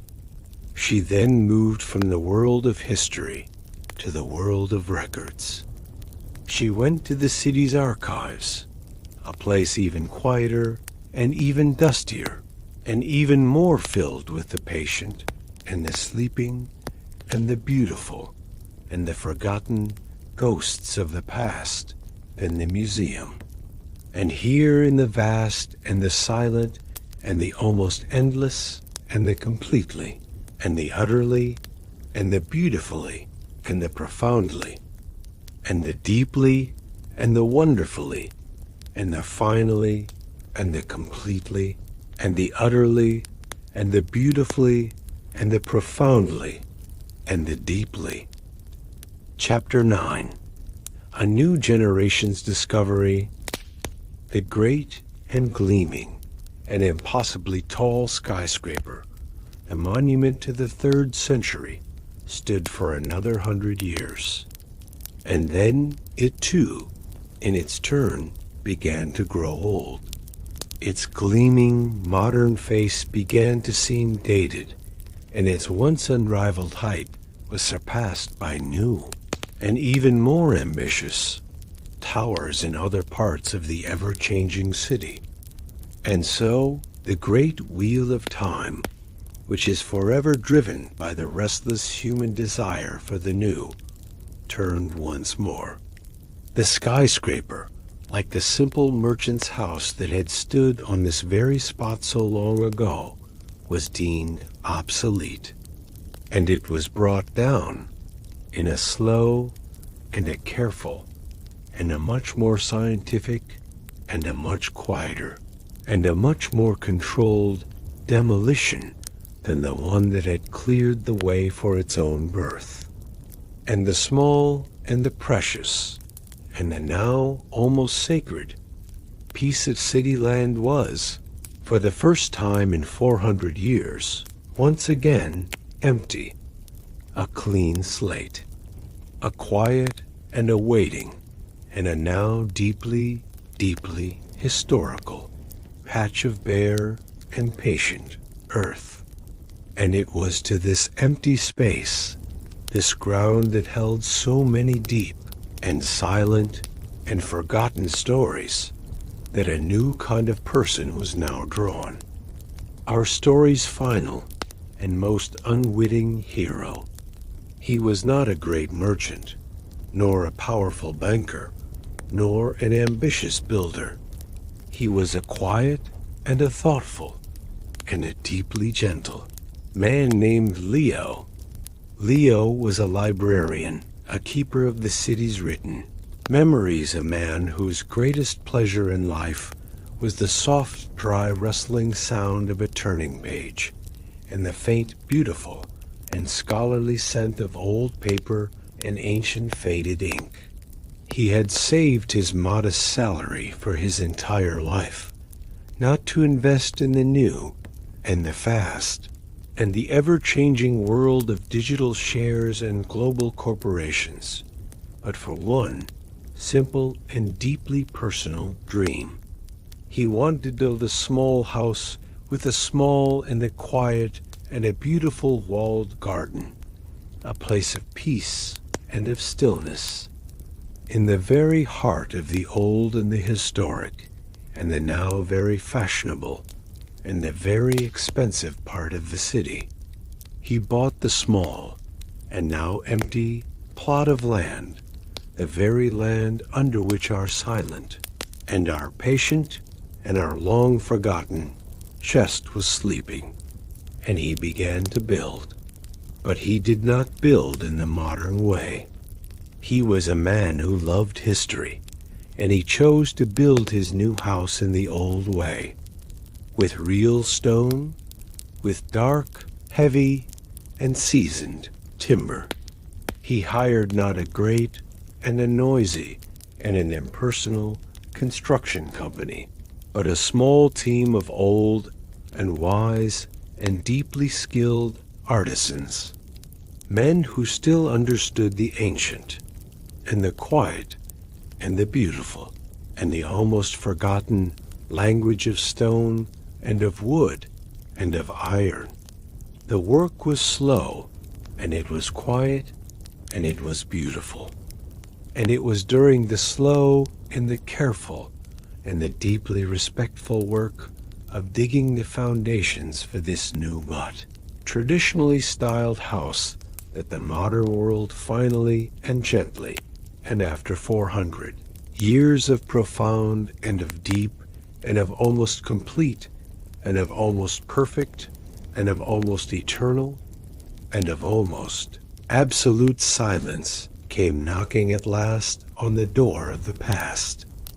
Leo was not a man to stand by and watch.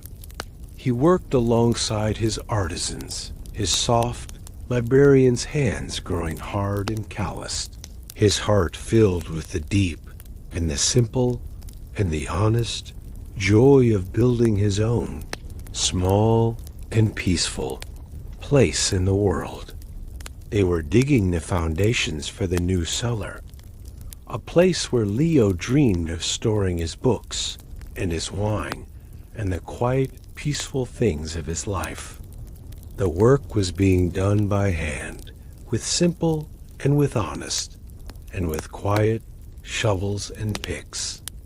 And one afternoon, as Leo was digging in a corner of the new foundation pit, his shovel struck something.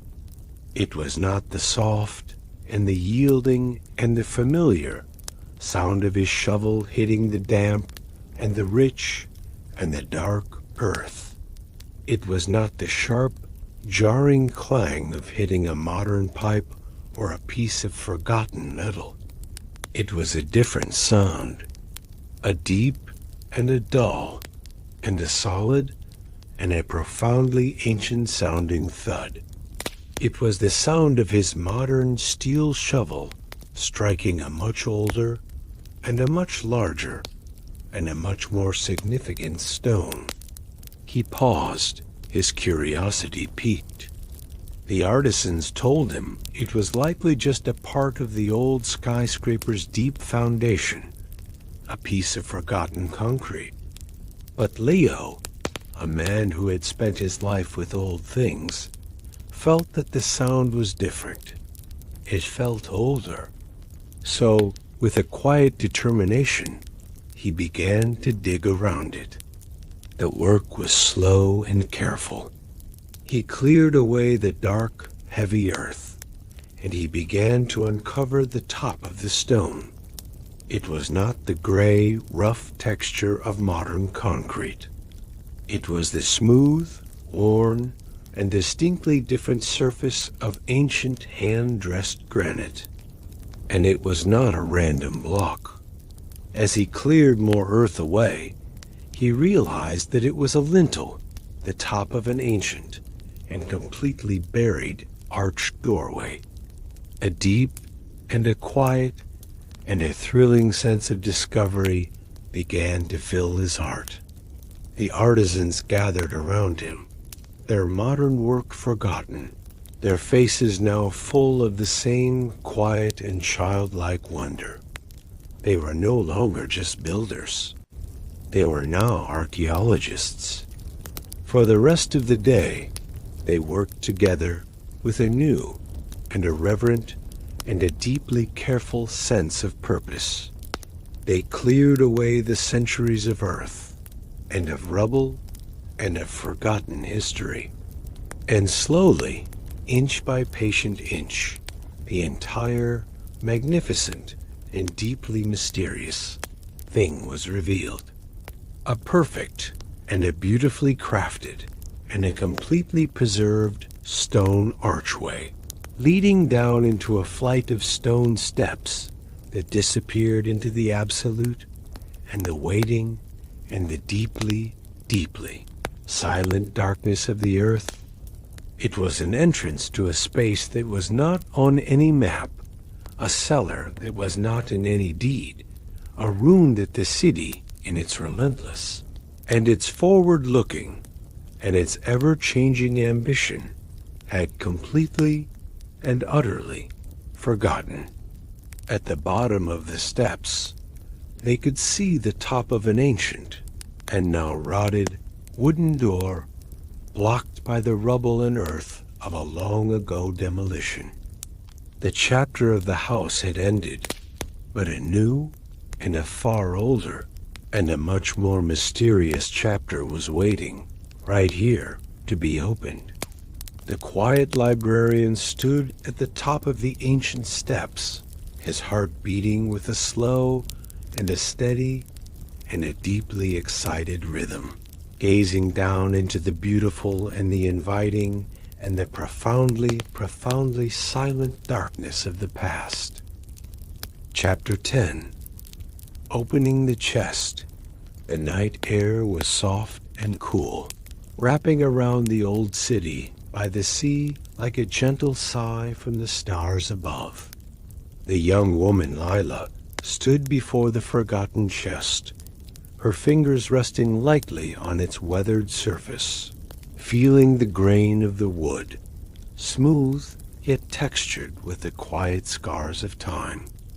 The chest, tucked away in the crumbling stone alcove beneath the ancient olive tree, seemed to hum with a subtle warmth, as if it had been waiting patiently, dreaming through the centuries for this very moment. The moonlight filtered through the tree's gnarled branches, casting a silvery glow that danced softly across the chest's rusted iron bands, making them shimmer like ripples on a calm sea. The world was hushed, save for the faint whisper of waves in the distance and the occasional rustle of leaves stirring lazily in the breeze. Lila's breath was slow, deliberate, each exhale a quiet release of the day's lingering thoughts. Her hands moved with care, as if guided by an unseen rhythm, tracing the edges of the chest's lid, where time had etched delicate patterns of cracks and faded engravings. She felt no rush, no urgency, only a serene curiosity, like a child unwrapping a gift under the soft glow of a winter morning. The chest, so long forgotten, seemed to invite her touch, its presence steady and reassuring, whispering of secrets held gently within its heart. She knelt closer, her knees pressing into the cool earth, grounding her in this tranquil moment, where the past and present wove together like threads in a tapestry, soft and unbroken. With a gentle tug, she tested the lid, expecting resistance, but it gave way with a sigh, a faint creak that sounded more like a breath than a protest. The hinges, though rusted, moved smoothly, as if grateful for the chance to open once more. Lila paused, letting the moment linger, her eyes tracing the faint cloud of dust that rose and shimmered in the moonlight, like tiny stars caught in a fleeting dance. The scent of aged wood and sea salt drifted upward, mingling with the earthy aroma of the soil beneath her, grounding her senses in this quiet, sacred act. She felt no need to hurry, no pull to uncover the chest's secrets all at once. Instead, she let her fingers rest on the open edge, feeling the cool metal and the warmth of the wood, a contrast that soothed her like the gentle lapping of waves against the shore. Inside the chest, nestled in folds of faded velvet, lay coins, hundreds of them, their surfaces dulled by time yet glowing faintly under the moon's tender light.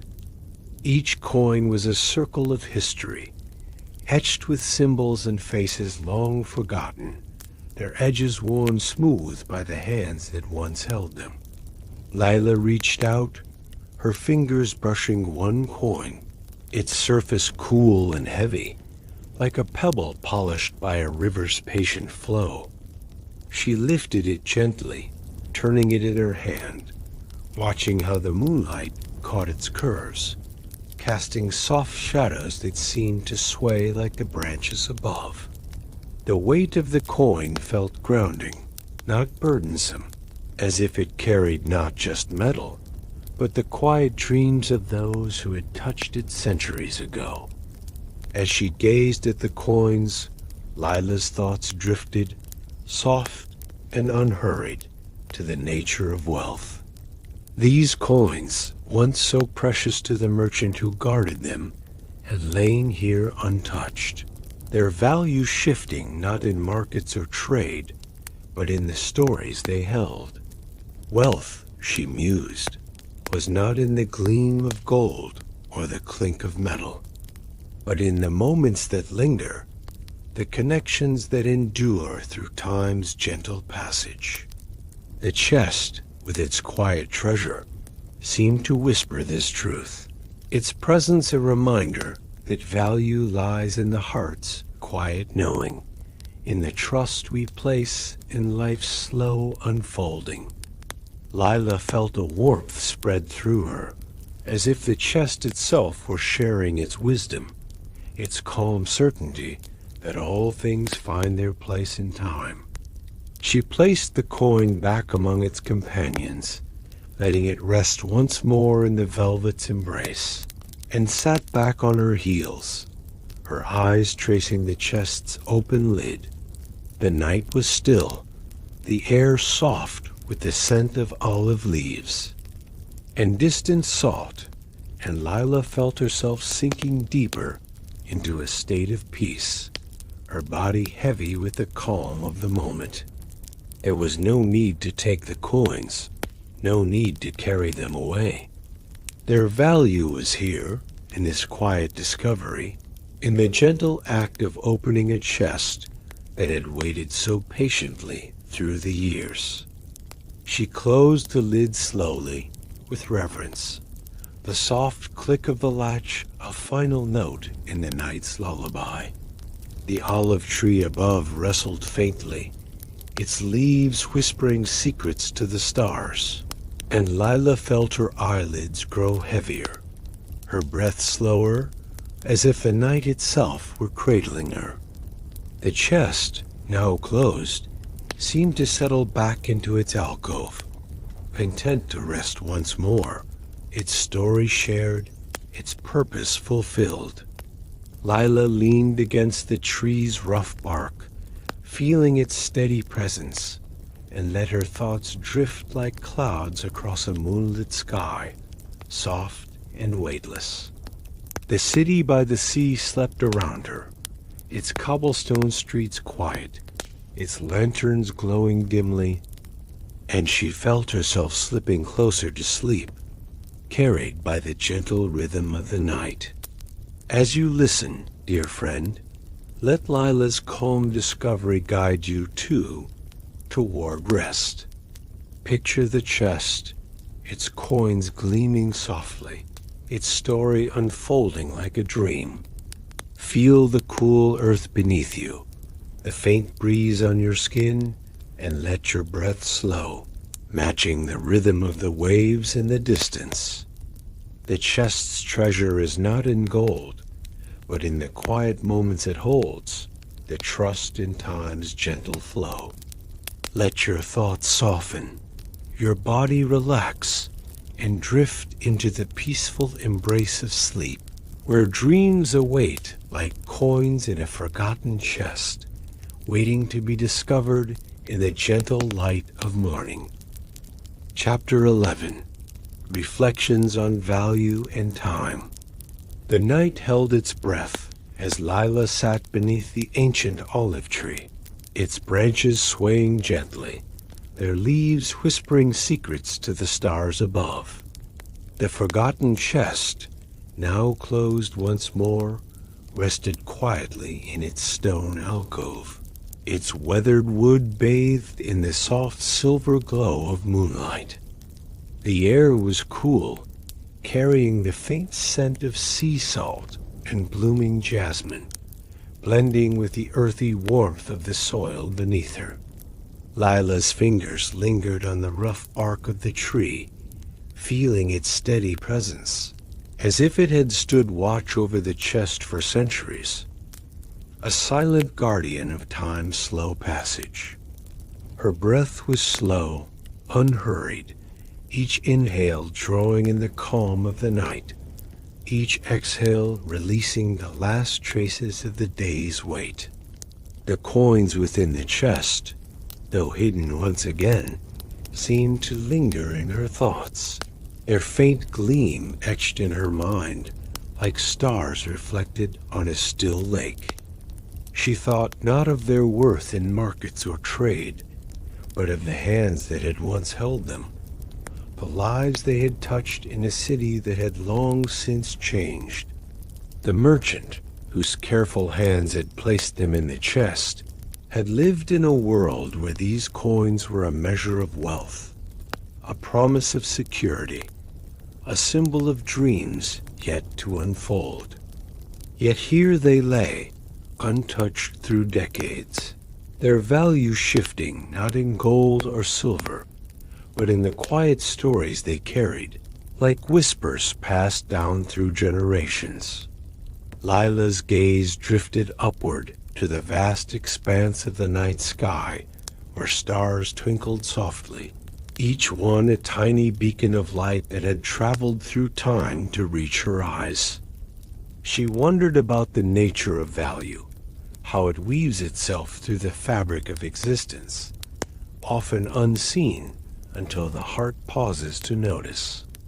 Wealth, she mused, was not in the coins themselves, but in the moments they represented, the trust placed in a future not yet seen, the connections forged between people across years, across centuries. The chest, so long forgotten, had held its treasure not to hoard it, but to preserve a truth. That time, in its gentle, unhurried flow, reveals what truly matters.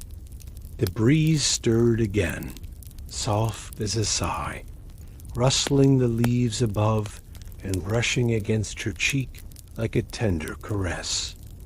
Leela felt her body sink deeper into the earth, her limbs heavy with the calm that comes from being still, from listening to the world's quiet rhythm. The city by the sea slept around her, its cobblestone streets silent, its lanterns casting faint pools of light that flickered like dreams. She thought of the merchant, his hopes and fears, his careful counting of coins, and how time had softened those worries into something else.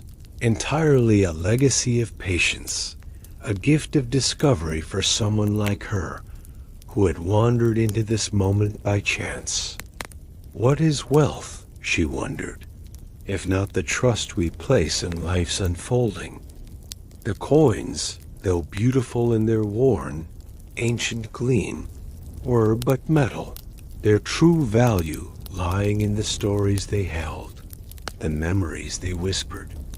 Lila felt a warmth spread through her, a quiet understanding that wealth is not something to grasp or hold tightly, but something to share, to let flow like a river through time.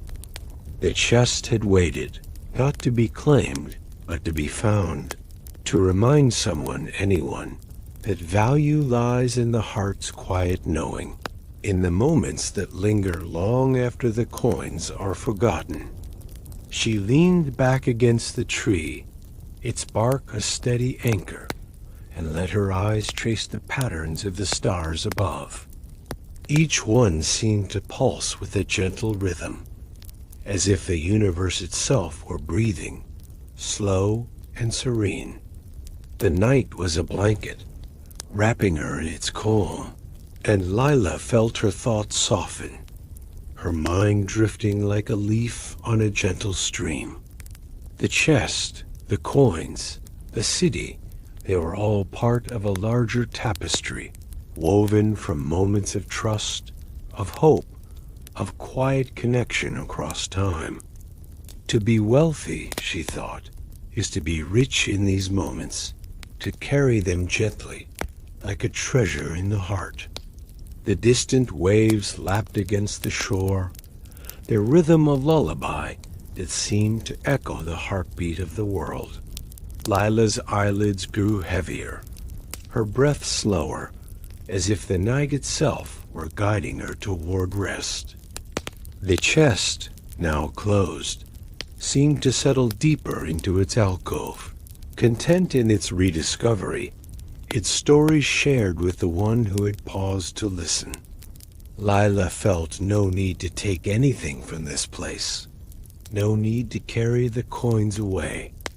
Their value was here, in this quiet reflection, in the peace that came from understanding that time holds all things gently, letting them unfold in their own season. As you listen, dear friend, let Lila's reflections guide you, too, into a place of calm. Picture the chest, resting quietly beneath the olive tree, its coins a silent testament to time's patient wisdom. Feel the cool night air on your skin, the steady presence of the earth beneath you, and let your breath slow, matching the rhythm of the waves in the distance. Wealth is not in what we hold, but in what we carry in our hearts, the trust, the love, the quiet moments that linger like stars in the night sky. Let your thoughts drift, soft and weightless, as you sink deeper into rest, carried by the gentle flow of this story toward the peaceful embrace of sleep. Chapter 12. A sleepy closing reflection. The night wrapped the old city by the sea in a tender embrace, its quiet streets bathed in the soft glow of lanterns, their light flickering like the last embers of a fire settling into ash. Beneath the ancient olive tree, Lila rested, her back against its sturdy trunk, feeling the gentle texture of its bark, worn smooth by countless seasons. The forgotten chest lay still in its stone alcove, its lid closed once more, as if it had shared its secrets and now wished only to dream again in the silence of the night.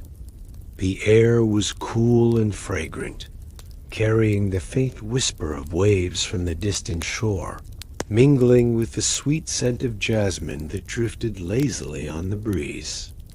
Each breath Lila took was slow, deep, a quiet rhythm that seemed to echo the heartbeat of the world itself, calm and unhurried.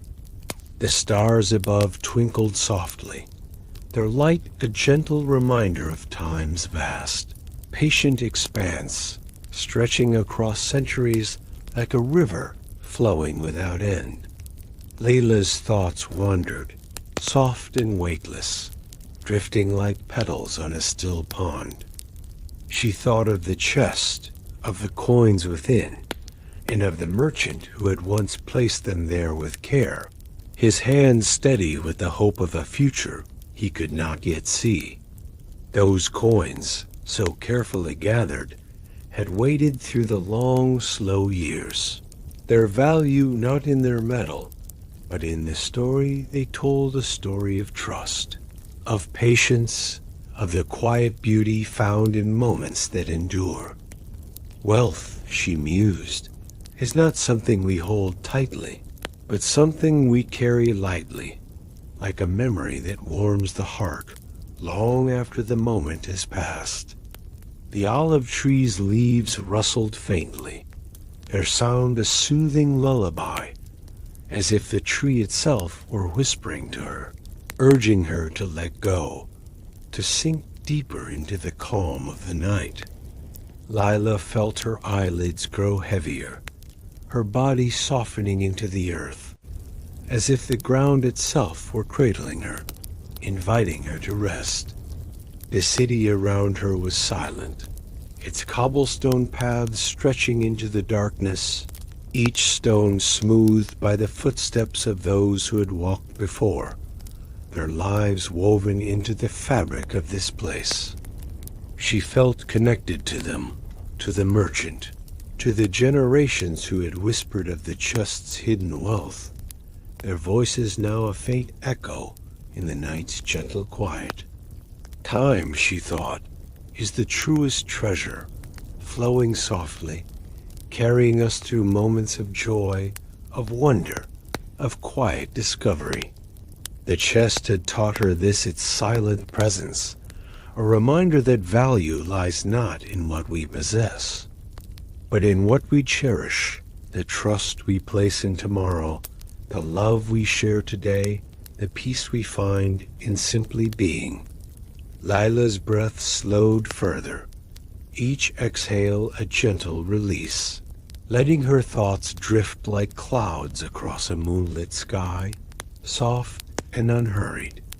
The night seemed to wrap her tighter, its calm a blanket woven from starlight and sea air, promising rest, promising dreams. As she sat there, the world felt boundless yet intimate, vast yet close, like a secret shared between friends. The chest, the coins, the city, they were all part of a greater whole, a tapestry of moments that shimmered with meaning, not because of their weight, but because of their quiet beauty. Lila felt her heart settle, her mind easing into a place where worries dissolved, where nothing was needed but the gentle rhythm of her breath, the soft rustle of leaves, the distant song of the sea. Sleep was near now, its embrace as tender as the night itself, calling her to drift, to let go, to trust in the flow of time. And you, dear listener, are here with Lila, beneath the same starry sky, feeling the same cool breeze, hearing the same distant waves. Let the chest story linger in your mind. Its coins a reminder that true wealth is found in the heart's quiet spaces, in the trust we place in life's gentle unfolding. Feel your body grow heavy, your breath slow, as the night cradles you, just as it cradles Lila, just as it cradles the city by the sea.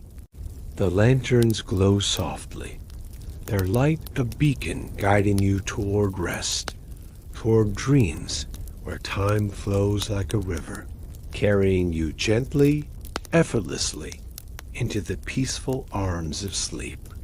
Let your thoughts soften now, like petals falling on a still pond, each one rippling faintly before fading into calm. The chest rests quietly, the city sleeps, and you too can rest, knowing that all is well, that time holds you gently, that dreams are waiting just beyond the horizon.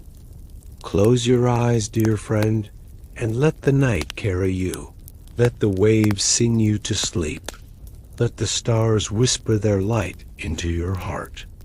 Sleep now, softly, deeply, and dream of treasures not of gold, but of moments of trust, of the quiet beauty that lives in every breath, in every gentle beat of the world's unending heart.